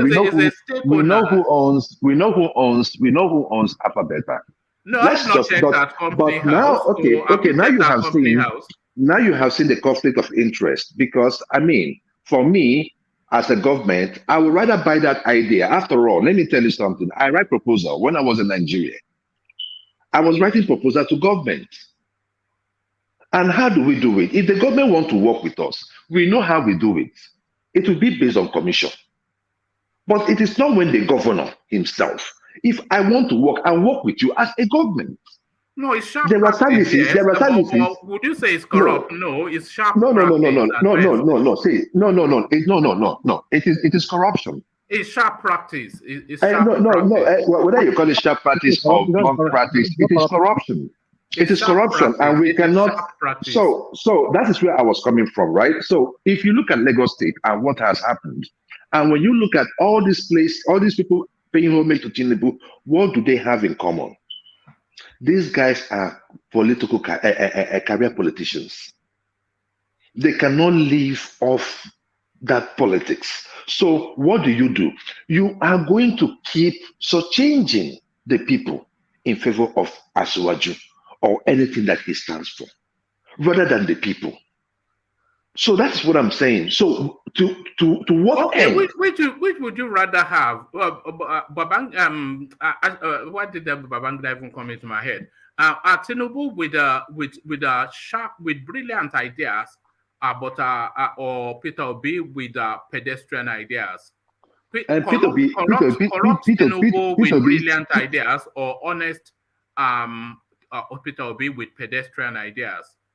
I will always take Peter Obi because I know that his ideas are not pedestrian. They are pedestrian. His ideas. You see, his ideas are not pedestrian. But the thing there is that we forget, how simple some of these things are, because these are things that happen in Nigeria. We think it has been so hard. We have lived in abroad. When you go and see the policy document of some of these companies, when you see that, you find out that their operations are simplified. It's simplified. So what P2B is telling you, when he tell you products from consumption to production, he is telling you, no, it's not today. He started saying it. When he was in government, when he was telling, he was the only governor that said, let us save. Today, we are suffering from that. That is what I'm trying to make you understand. It is not because it's not selling P2B because it is P2B. I am telling you, I had somebody yesterday saying, that he could not, that some other states have saved money. No, the only state that have saved money, that have left a surplus for the state, was Musa Yar'Adua. In the campaign of President Obasanjo, when he was campaigning for him, he used that as his campaign, one of the counter rhetorics for late President Yar'Adua. He said it. He said $3 billion and 3 billion naira. And we have a governor in Nigeria. Actually, it was 5 billion. It was 5 billion. 5 billion. He is the only person. Tinubu did not leave any money in the coffers. Well, it shouldn't. Why would you, when there are developmental projects to take on? No. If you're telling me about developmental, it is only a place like it's fully developed like Anambra State that you can be saving money. Mo, you are being mischievous, because what Tinubu did there, the state could have bought into Alpha Beta, but what he did was he chose to buy into Alpha Beta, shortchanging the state 10%. That was sharp practice. You understand what I'm saying? And that is almost, it should even be a crime. It should be even a crime to do that. It's conflict of interest. It's not breaking the law. Thank you. It's not breaking the law. It's sharp practice. It's conflict of interest. The state could have owned that part of that company now. Instead, he used the resources of the state to buy into the company. He didn't buy it directly himself when he was the governor. He bought it by proxy. You'll find that. What difference does it make? He's still buying it. You will not find Tinubu's name on Alpha Beta's records. If you want to take but it's still the same thing. That's my point. In other words, you know what is happening right now? It means that the entire tax that is being taken from Lagos is being paid to this Alpha Beta. That is what he did. No, but that's not true now. 10%. Yes, based on what they are able to generate for the state. But the state could have been having that. The state could have had at least 50% of that 10%. But he gave it to himself. I think it's 5%. That is not right. There's something wrong about that. The state could have bought it. Are you a socialist? What are you talking? Are you a socialist? No, it's not about being a socialist. It's about giving a private company 10% of the resources of the state. Enterprise should not get its reward. Not from the citizens. The citizen is supposed to be putting money to build the state, not to give to an individual. And woman, you can't do that. That is criminal. Not capable of getting that revenue themselves. Patently not, because they can. They could have bought into that company. Even if the government couldn't, they could have bought into that company. What does that even mean? Patently they cannot. What does that mean? They historically have not been able to, and this we organize the civil service. Come on, man. Let's talk. Unbelievable, man. You guys are Americans, the land of free market. And you are come on, man. If you did that in the UK, you'll be slung out of office. If you did that in the UK, even Russia has abandoned socialism. What's going on here? Socialism. If you did that in the UK, you'll be kicked out of office. If you did that in the UK, where you go and profiteer from the taxpayers. You will be kicked out of office in the UK. David Cameron is doing it. Did you not hear the thing about David Cameron using his influence to look at this in a simple way. But that is not the taxpayers. Lord Mandelson is doing it. No, they're not 10%. Come on, man. You know. Don't worry. Look at it in a simple way. Somebody is at the head of affairs, is the governor of Lagos State. The same person who is not capable who is not able to generate that revenue is now creating a solution using an external. So if you're saying that he's able to generate, is able to now through private enterprise. Have you ever heard of PPP? Do you know what PPP means? One man.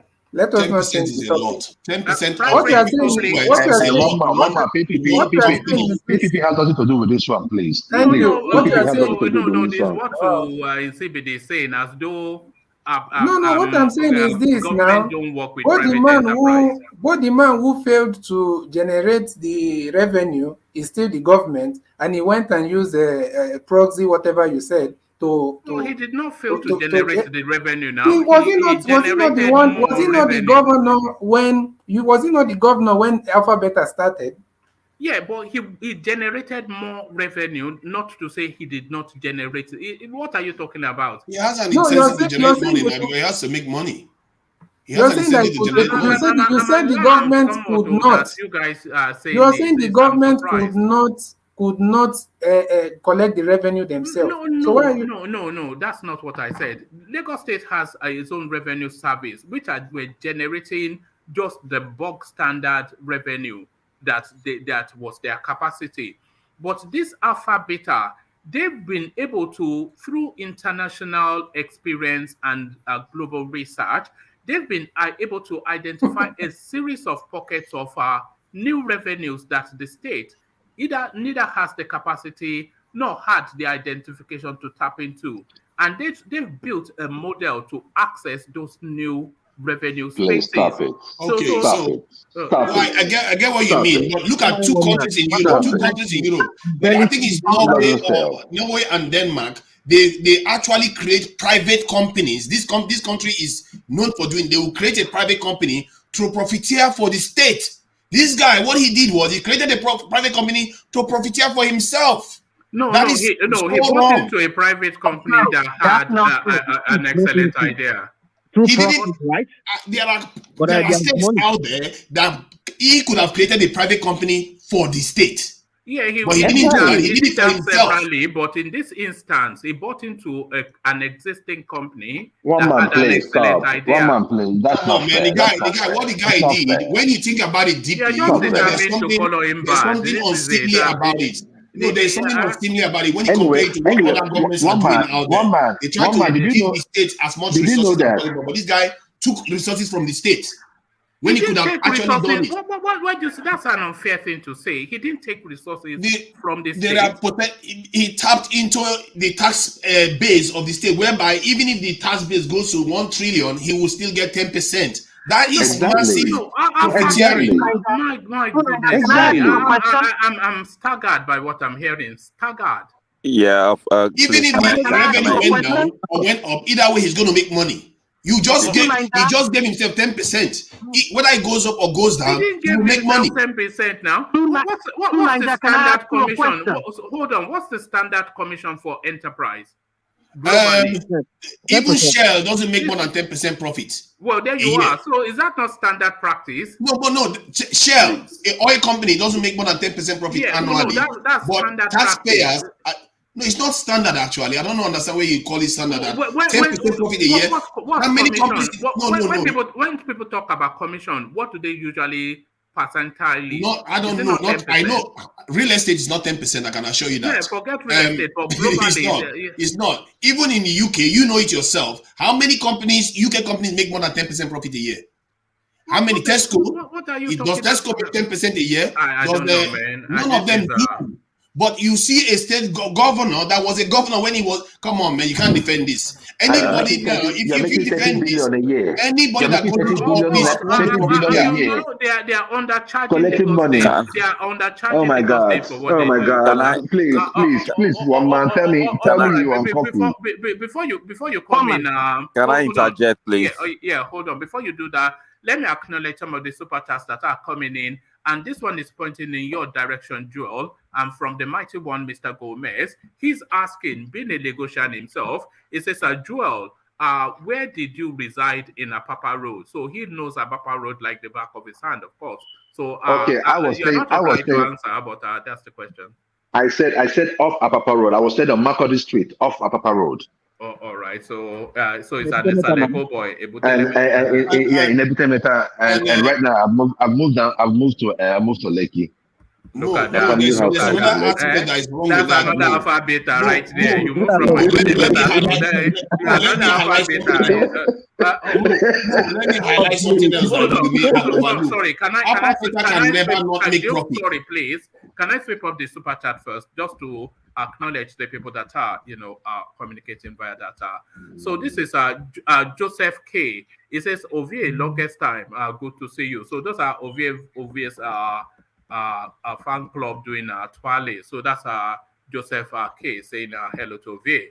So thank you, and then we go on to Kulata, and this is really the heart of it. It says, stop beefing private sector efficiency in tax collection. They created revenue from what the state slept on. Encourage this model across the board. So I think some African countries are even commissioning Alpha Beta now just because they don't have the expertise that has been demonstrated. That is the stupidest thing ever. That is a terrible idea. See, Mo, you are not seeing something here. Alpha Beta can never lose money because people will always pay money. That is not a normal business. They don't have any risk. There's no risk. That is dangerous.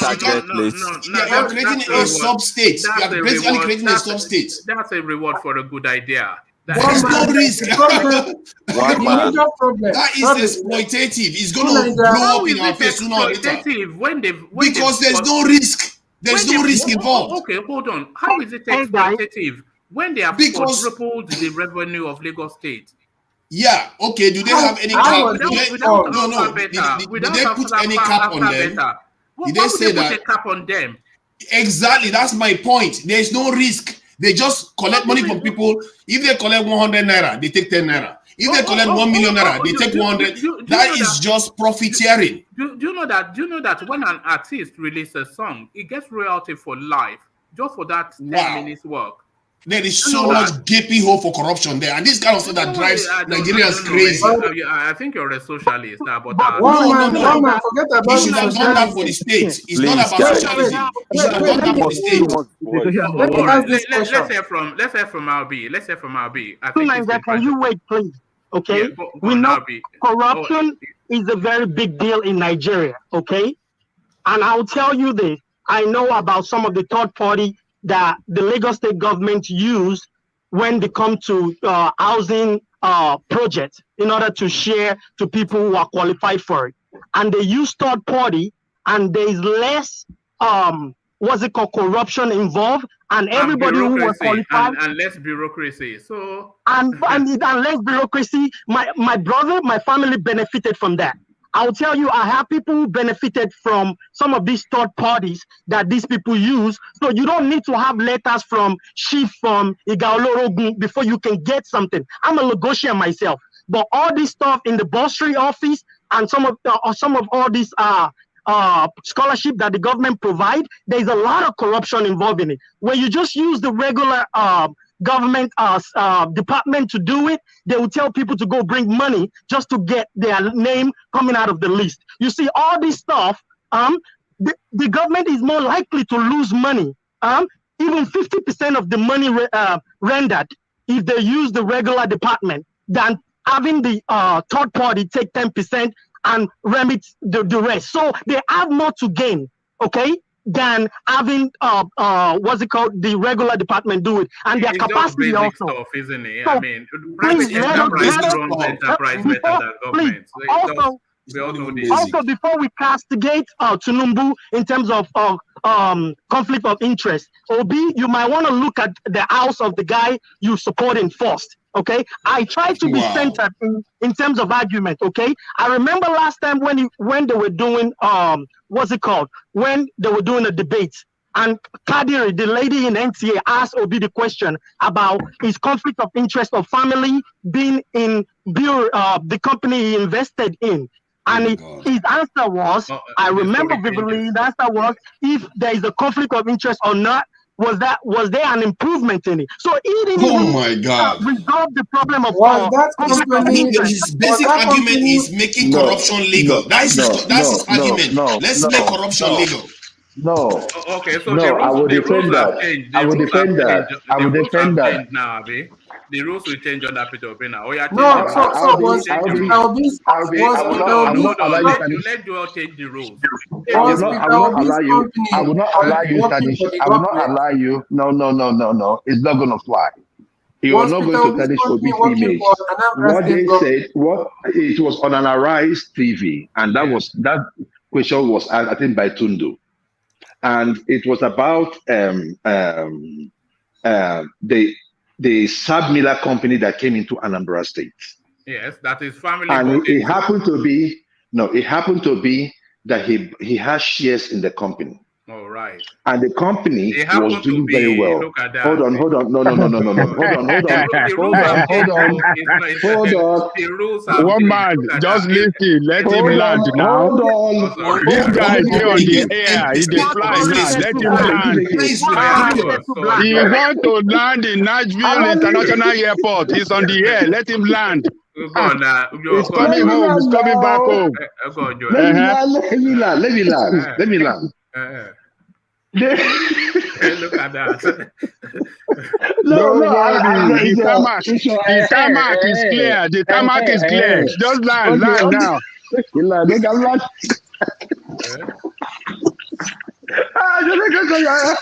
great.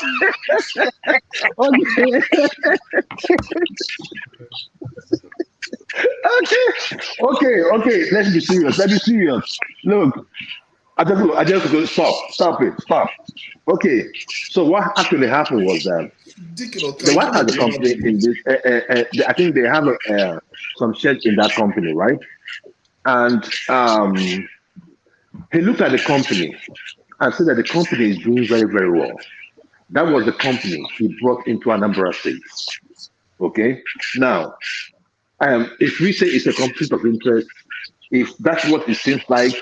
If that's what it is, then so be it. However, this is what I'm saying, right? The Anambra State funds was not tampered with. Okay, the Anambra State fund was not tampered with. So,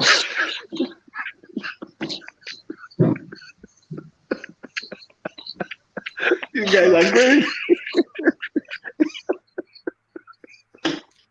Explain.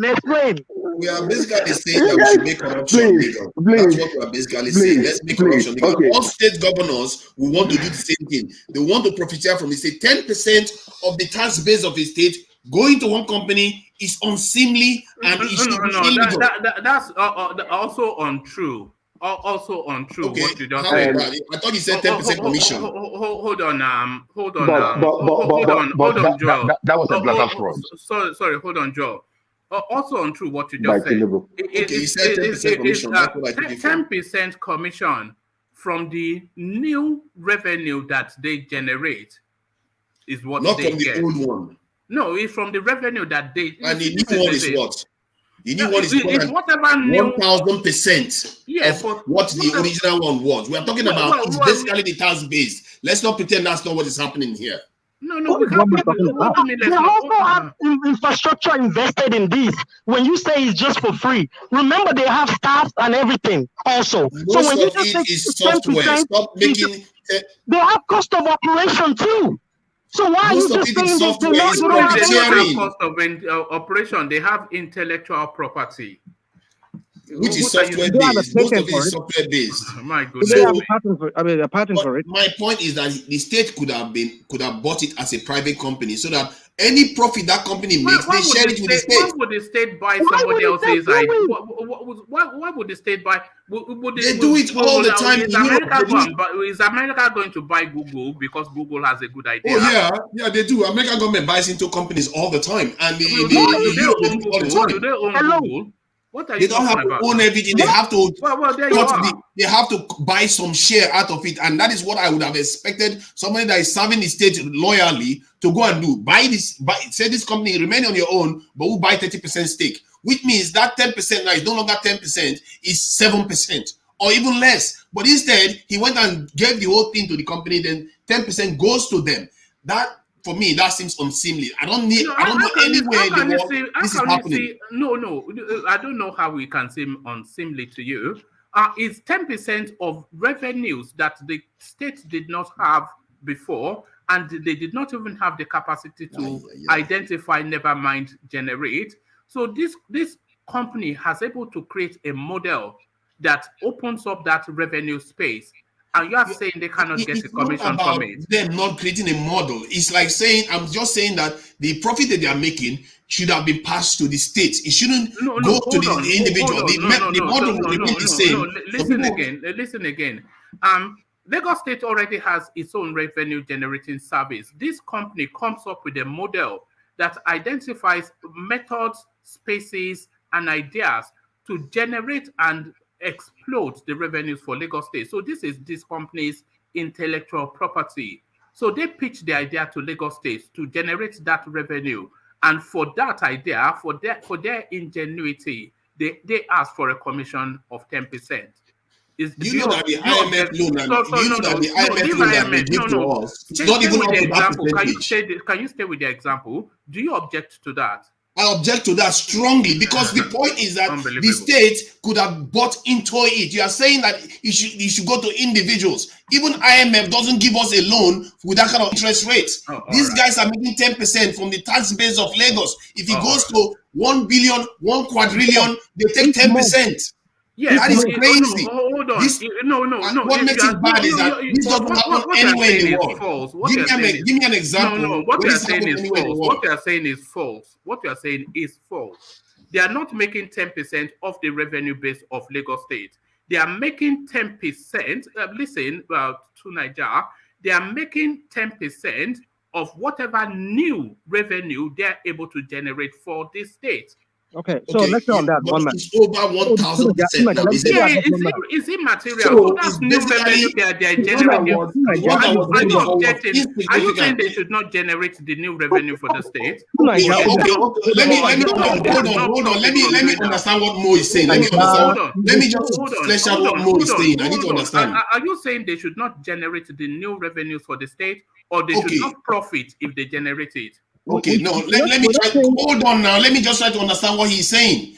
If you are saying every year, every new revenue they generate, they take 10%, I can understand. But if you say from when they started and they've increased it to more than 1,000%, which means the original tax base was insignificant compared to what they are making now, that is a problem. It's 1,000% more than it was. It was never insignificant. But now it's just monumental. Compared to where it was, it's like saying I had 10 naira before. 1,000% of this in 10 naira is 100 naira. That is 90%. They are taking 10% off the slice. Right. That is a lot. And if that money is going to keep growing, and it keeps growing, Lagos keep generating more and more, they'll keep taking more. If I was a Lagos governor today, Lagos is generating more thanks to them. If I was a Lagos governor today, either I will buy that company up, I will create another private company to take their place, because that is a lot of money. You are contractually bound. You are contractually bound. Don't worry. I will break that contract because it's a corrupt contract. By a governor that took advantage of the state. It's unbelievable. Why should it be legally bound? Why should it be legally bound? I think the confusion here is that everybody refers to America. Whether we like it or not, what stand America among the Committee of Nations is that property are owned privately. And I will go ahead to push the argument that even the Federal Bank Reserve of America is owned by privately. That's the argument for another day. Now, to one man, if what Thank you are you. saying, Bonds are private bonds. let me finish. Now, what one man is saying, I can't disagree with him, right? Because eventually the whole country might end that way, the way we are going. It's a private, if Tinubu do it in Lagos, it's a genius move. It's private loan. I agree with all that. If Obi did the same thing by investing in one company that generates more profit or not, it's genius. But when people like them, Ute Dollar, Dangote, all our business guy, if they do it, they say, no, it is not been they are ripping the government. A company invest a premium money in another company, they say, oh, nothing. So all these things, what am I saying? Tinubu is a capitalist. That's the credits we are giving him for doing that. That same goes to Atiku. Same goes to Peter Obi. These are big capitalists. That's how they're going to turn our country to. If we give them power, they will run our country as if it's their private business. Oh, yeah, you're mixing everything up. One man, 1 minute, 1 minute. Please. Done anywhere else in the world. This is normal. I mixing. want to move the conversation on I wanted to to say in something. CBD. Yeah, I'm actually coming to you in CBD Okay. we're pushed for time, and I'm going to round off in about half an hour. And plenty of people not yet spoken about coming up to you in CBD. But before I come to you, Alexander Gomez somewhat agrees with the mass. 10% commission is way excessive, fools. Common now. So, but it's only because you're looking at the sums of money, but then you're not looking at what they've done to earn it. But that is Alexander Gomez's. And again, I think they serve more than Lagos State, Alphabet, and serve other states too in Nigeria. Yes, of course, because they've seen what they've done in Lagos State. But let's come to you in CBD. So you come into that space, your comments that you wanted to interject. Then I want to take you then to the commentaries of IPOB or Hanese and their commentaries on why NNAMDI Kanu was not able to get bail for reasons of Buhari's commentaries in Rwanda. So all of that in CBD. Yes, Alpha Beta, I think you can make the argument for them that it's an effective way to, to collect revenue for the state and all that. But at the end of the day, you need to ask, when did they come in play? Who created it, and what was the person's position then? Because all these things we are talking about, the reason why a lot of people are bringing it up is because the man who was the governor then was the one who by proxy created it. So we need to check the legality and everything that is associated with the so-called Alpha Beta. And as Alexander Gomez said, 10% is daylight robbery for a place like Lagos State. You know how much that they are collecting? They're undercharging Lagos, by my reckoning. They're undercharging. 10%. These people should be, even if it's something from a private sector, we should be talking about maybe some 3% or 2%. Yeah, people are taking 10%. Do you know what that? Do you know how much is that? So we need to let's be truthful. Then for the one for IPOB, well, I think obviously Buhari doesn't want this thing to go away just like that. So I don't know what he's trying to prove and everything. Obviously, he said it's. I think from what you read the other time, what he said in Rwanda.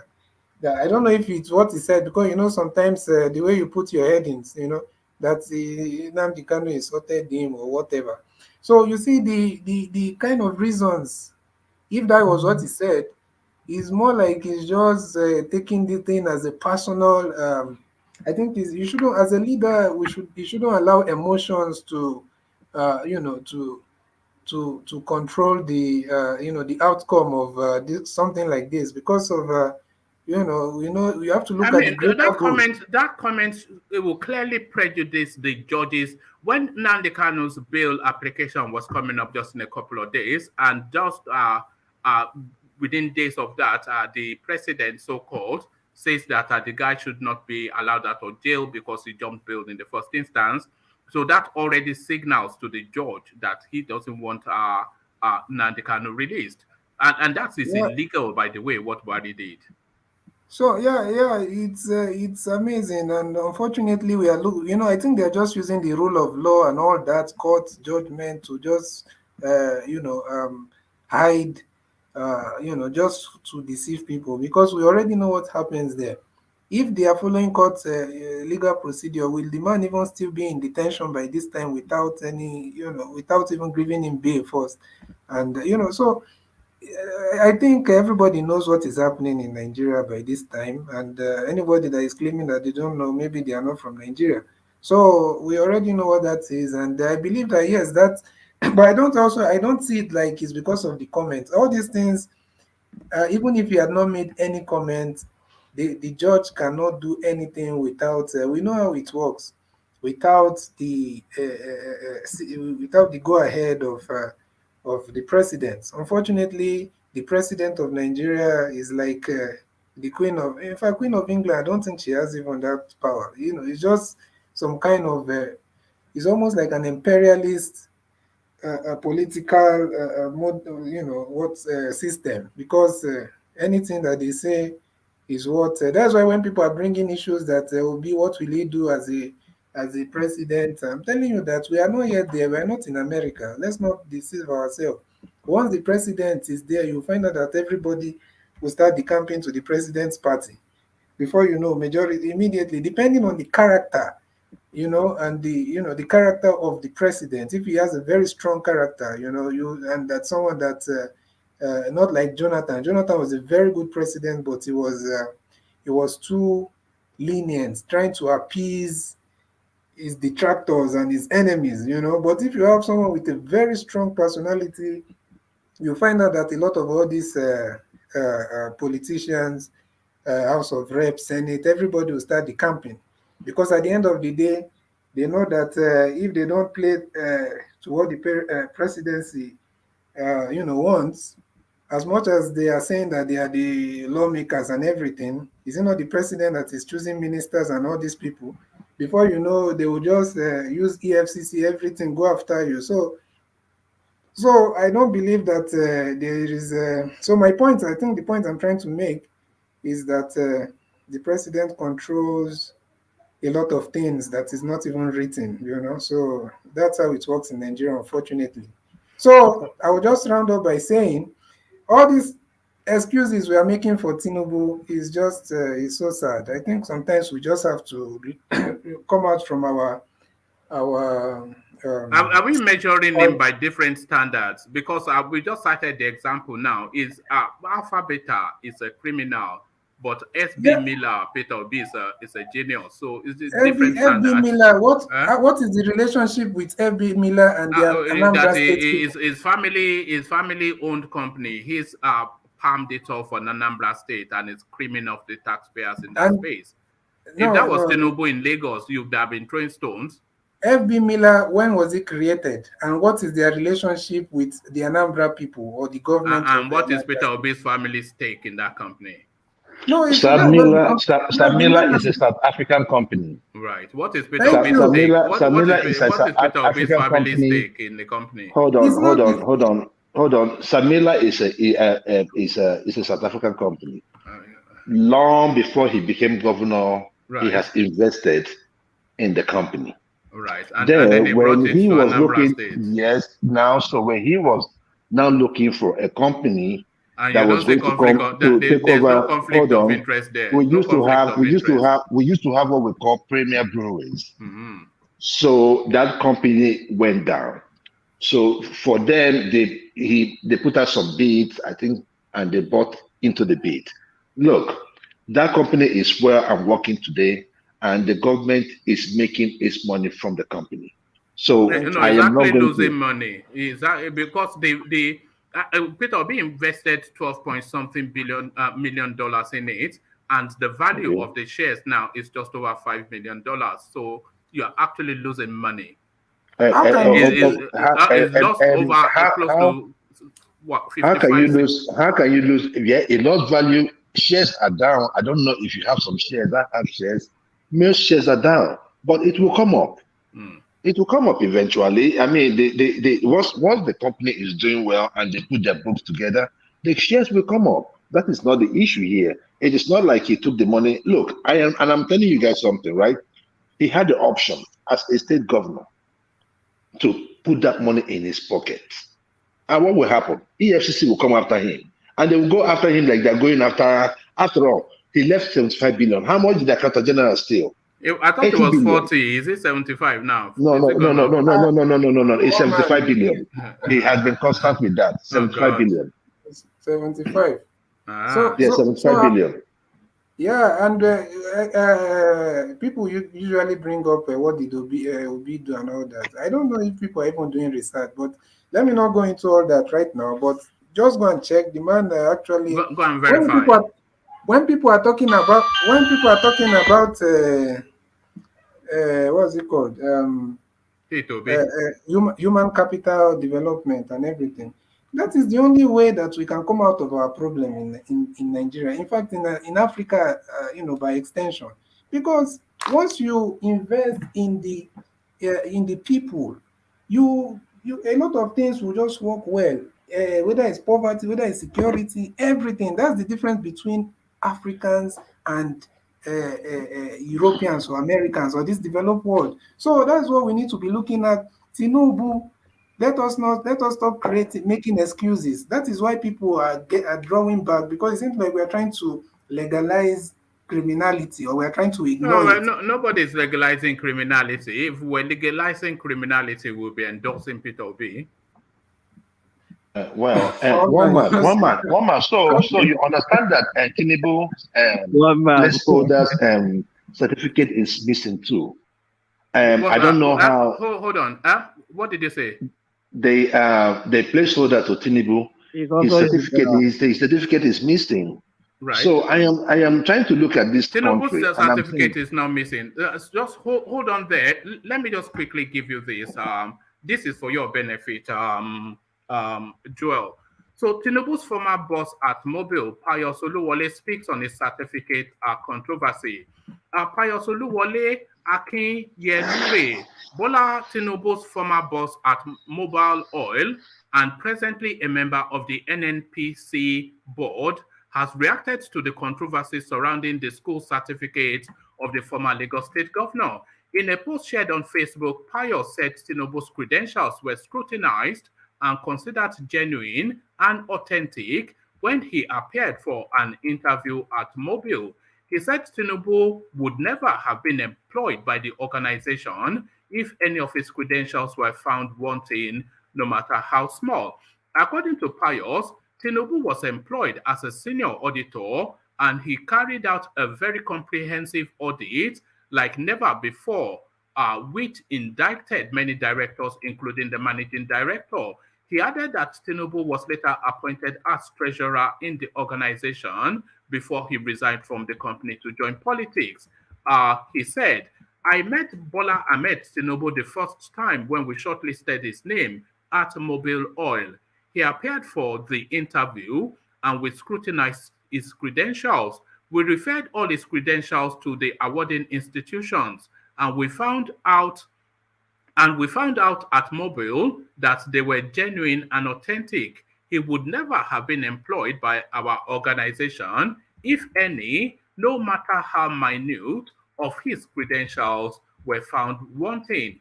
We employed him as a senior auditor. A few years later, Tinubu carried out a very comprehensive audit like never before, which indicted many directors, including the managing director of Mobile. And this led to the suspension of the MD. The company now needed a new treasurer who will renew the battered image of the company, which came out as a result of Tinubu's audit. So we, the remaining directors, thought that the only man who did the audit was in the best position to help the company out. He was appointed as the treasurer.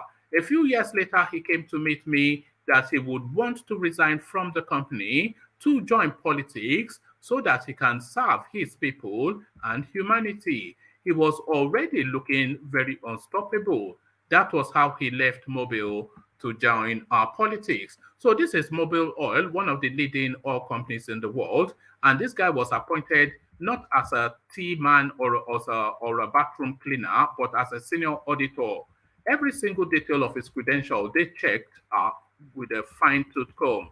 And not only was he not found wanting, he went on to put on a stellar performance that remodeled that company. So that is from Mobile Oil, of course. So whatever you have to say about their credentials, those are your opinions, not Mobile Oil's opinion. Okay. I just want to say this, right? And enough.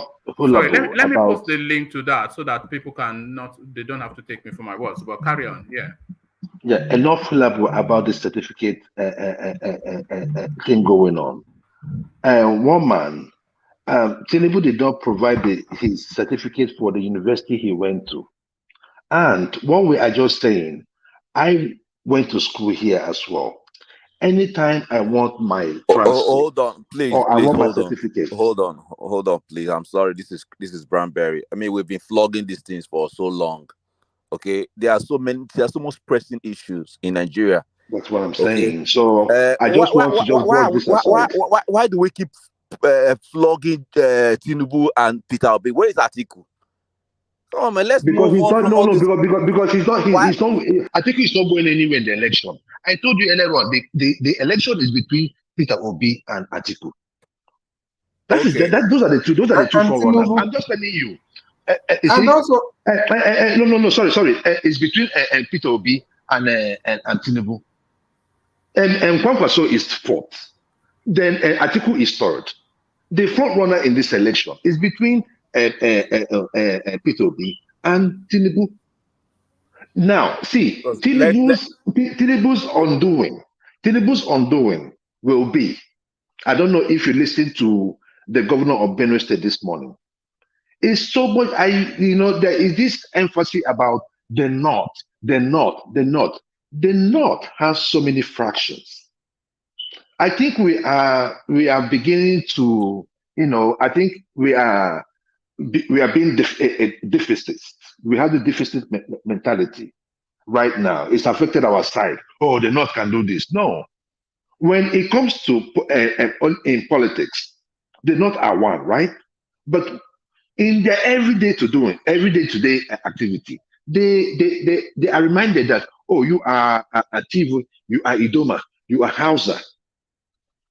Even in Zamfara, according to Benue governor, they are chasing the Hausas. So that is why I am telling you, look, it is not like the North are just like one. We just need to just play the game the way it ought to be. Tinubu's greatest undoing will be to get a Muslim ticket. I stand here to tell you today, the moment Tinubu does that, it is over. Because if you look at the political tension, if you look at the religious tension in the country as it is today, it will be hard to convince any Christian that he's going to have a Muslim ticket on inside Aso Rock, unless they're going to buy them for 100,000 each. My point is that we cannot just be beating down our own and be beating down our own. We're just leaving those in the North like that. After we've beaten ourselves, to stupor. No.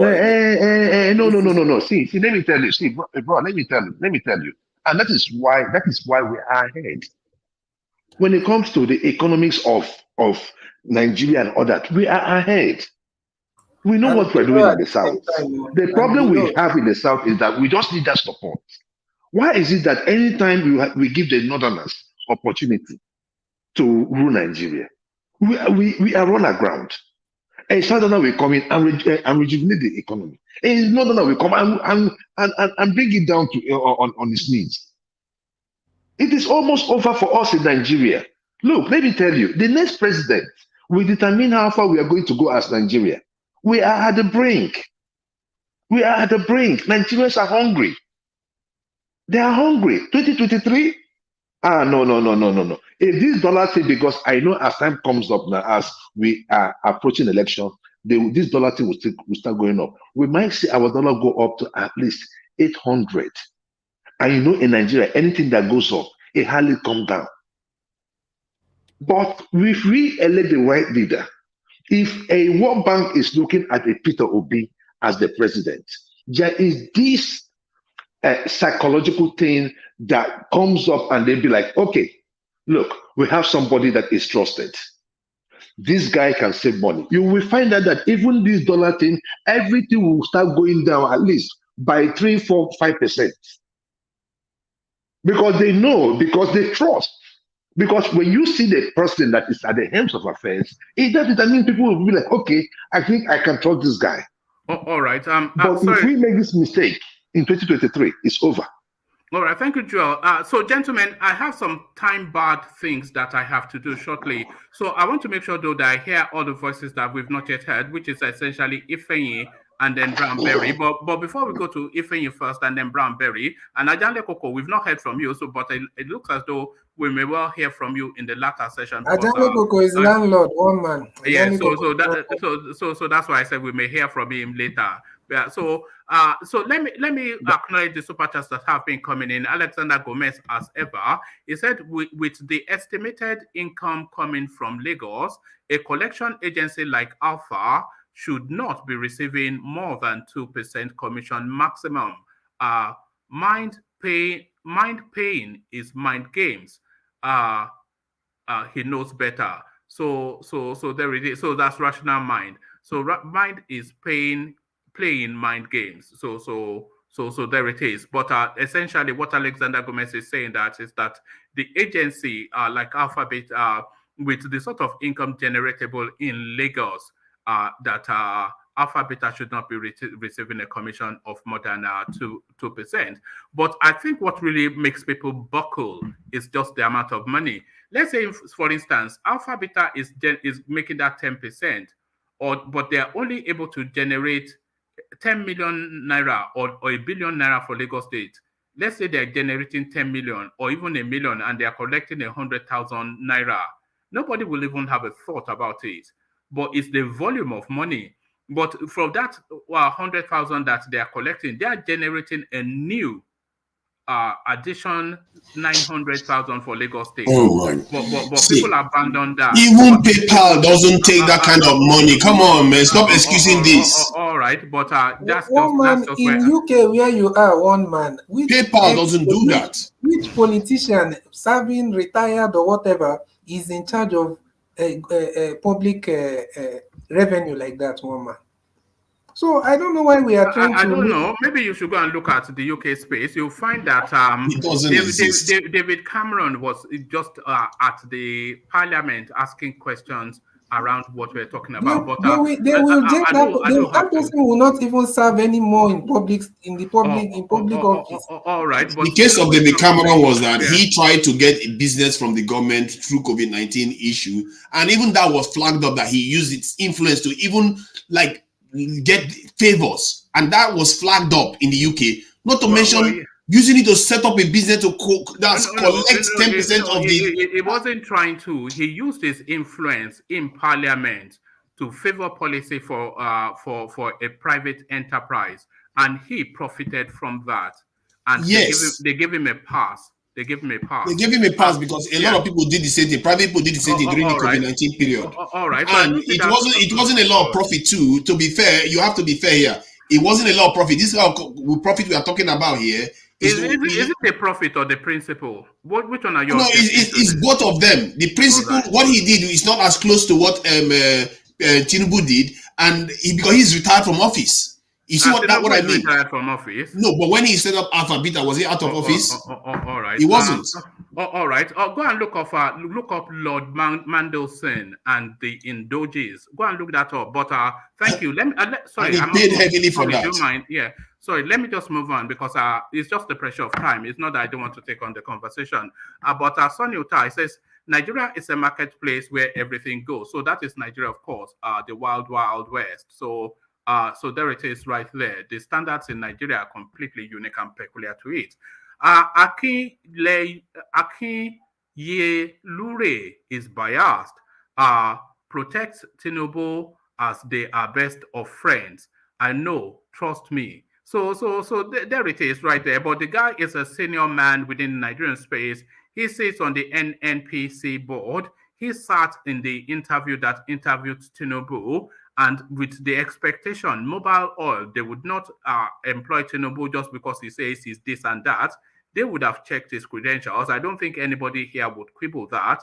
And this guy went on to tell us that they did do exactly that with all of the awarding boards that were listed on that on his credentials.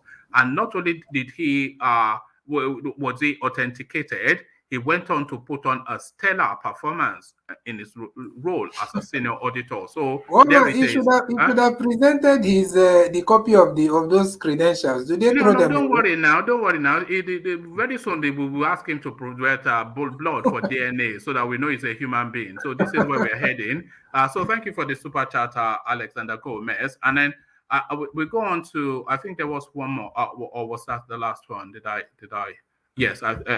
So this is Sonny Utah who comes in. Let me just make sure, because people get upset if you don't. Yeah.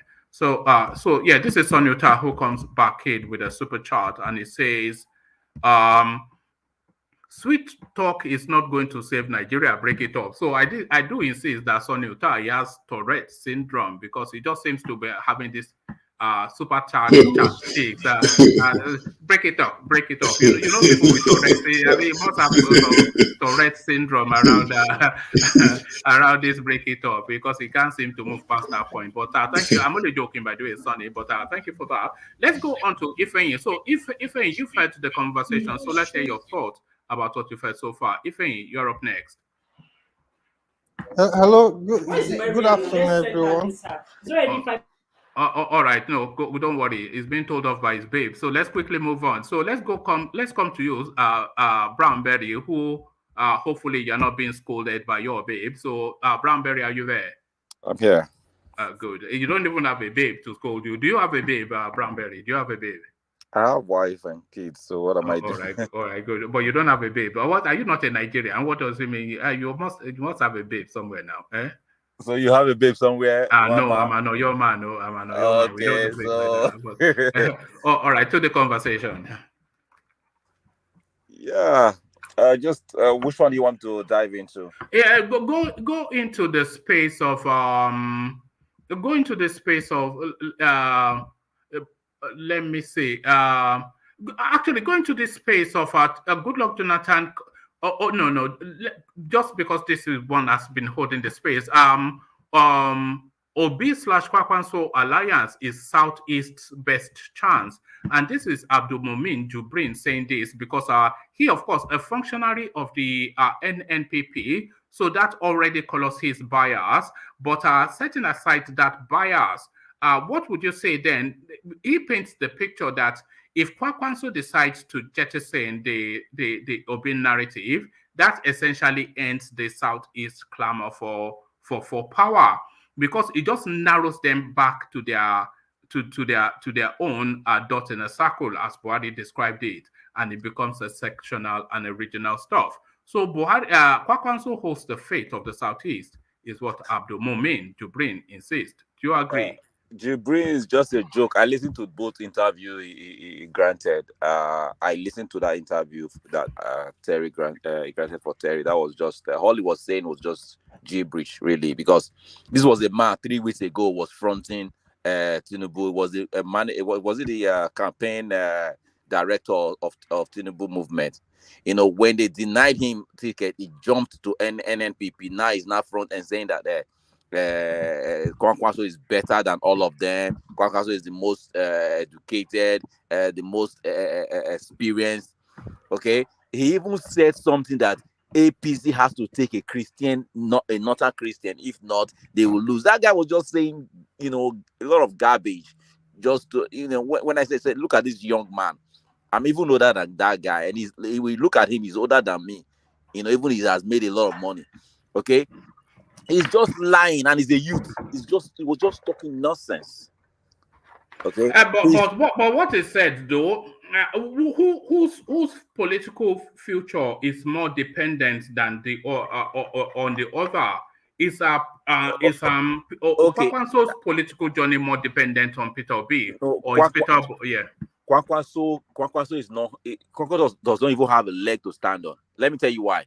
Kwakwanso is just there. The reason why Kwakwanso is there is for negotiation, whether for both PDP or what's it called, APC. They are negotiating with everybody and Labour. Okay, so Kwakwanso is ready to lie down for anyone. Okay, but Kwakwanso cannot be a president. Who knows him when KANU and Kirby. That's it. Apart from KANU and Kirby, nobody knows Kwakwanso. No, there's nowhere. We just need to forget about this joke. Oh, Kwakwanso, he's known in the East. He's known in. No, nobody knows him. Okay, if he wants to be president, it's okay. He can go pick anybody. Okay, Obi will go pick anyone he wants to pick. I don't even. There was no even reason for him to pick Kwakwanso. Shikarao was there. But if they don't want to align, it's okay. They can pick. Okay, let them go. We'll see what they will get. Why is Obi looking to align with him if it doesn't mean anything? Why is Obi desperately looking? Hold on. Why is Obi desperately looking for him to align with his party if the way you are describing him as nobody in politics in Nigeria? Why is Obi desperately looking for him? All right, Obi. The reason why Obi camp was also looking for him because they were also making move. They were also making noise on that area in that part of the north. But to be honest with you, let's say don't you see yourself contradicting yourself with this argument? No. I'm not contradicting myself. What I was saying was that who is more popular between Obi and Kwakwanso? How many states? Which of the states? How many states does Obi have now? I don't know. Nobody has gone to the ballot yet. What we are saying, but I can tell you how many states where Obi is more known. Does Obi know? You are talking about known. No. Who doesn't know Kwakwanso? Who? You know Kwakwanso because you are who in the street of Yoruba land know Kwakwanso? Who told you that they don't know? Who told you they don't know Kwakwanso? Me, I'm asking you. Tell me. You call your people in the village now. They say, do you know Kwakwanso? Does Obi known in the village and in the north? In any village in the north? Is Obi known in the village in the southwest? I'm asking you. Nobody knows Obi in the southwest. Come on, don't say that, don't say that. In any village, nobody knows Obi in any village. You are not being truthful. You are not being truthful. Oh, really? You go to my hometown, my own village, and they know somebody that is Obi? Yes. They know Obi. Okay. But they don't. I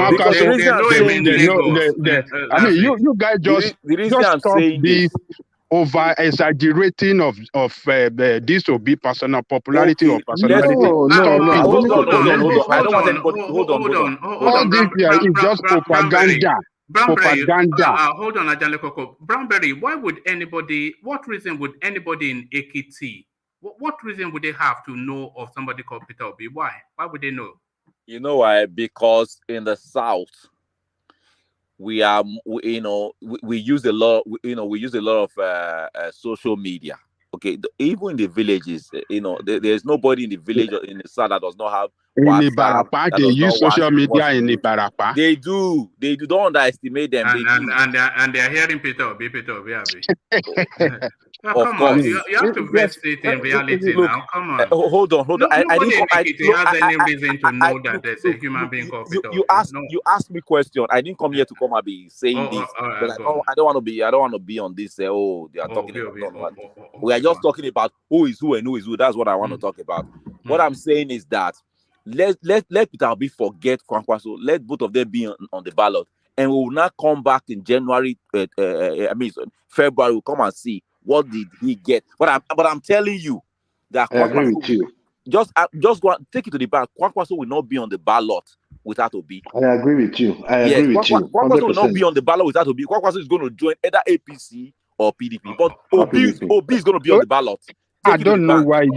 Sorry, Ajan Lekoko, but I'm about 5 minutes from leaving. So apologies, but So round off that, and then I'll hear from Faye. Apologies, everybody, but I just must dash. I apologize, but I just want to quickly go to people that always say that why is that Obi supporters are insulting them. So I want to go back to 2014, when Nigerians were eager to bring this man in, this useless man that is there right now in. I know how many insults that I got, even from my friends that are from the South, my friends that are from Edo State, a Delta State.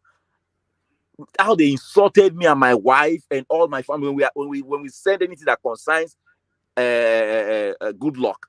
These are people that we know they will insult us. Today sometimes we will tell them they'll be ashamed. So let people God just bless stop. you. God bless Let you. us stop that nonsense of their insult. I'm telling you, people that we know they were insulting us. So, they will say, Jonathan will rule your house. Jonathan will. I'm telling you. So, no, was Tinubu or Buhari controlling them? How can Peter Obi? People just keep saying this. People are using they are emotional. They are doing whatever they want to. Nobody should be accusing Peter Obi. I'm just saying this, but for what happened, we all know. If people were even killed because of Buhari, people were killed. All right, that's a good spot to leave it. So thank you. So let's hear from Ifeanyi. So Ifeanyi, hopefully you've have you watched the plates like we heard your babe telling you to? So you must watch the plates after yourself, as your babe was just telling you now. But Ifeanyi, let's hear from you. Ifeanyi. Okay, I think Ifeanyi is still under maybe it's under lockdown. Look at that. I think you need to. It's under Abu. It's honorable. So I will say no more. It's not, we don't have the X rate or something yet. So thank you, everyone. I must just literally dash now. But hopefully you come join in the evening. So I'll just leave now. Thank you.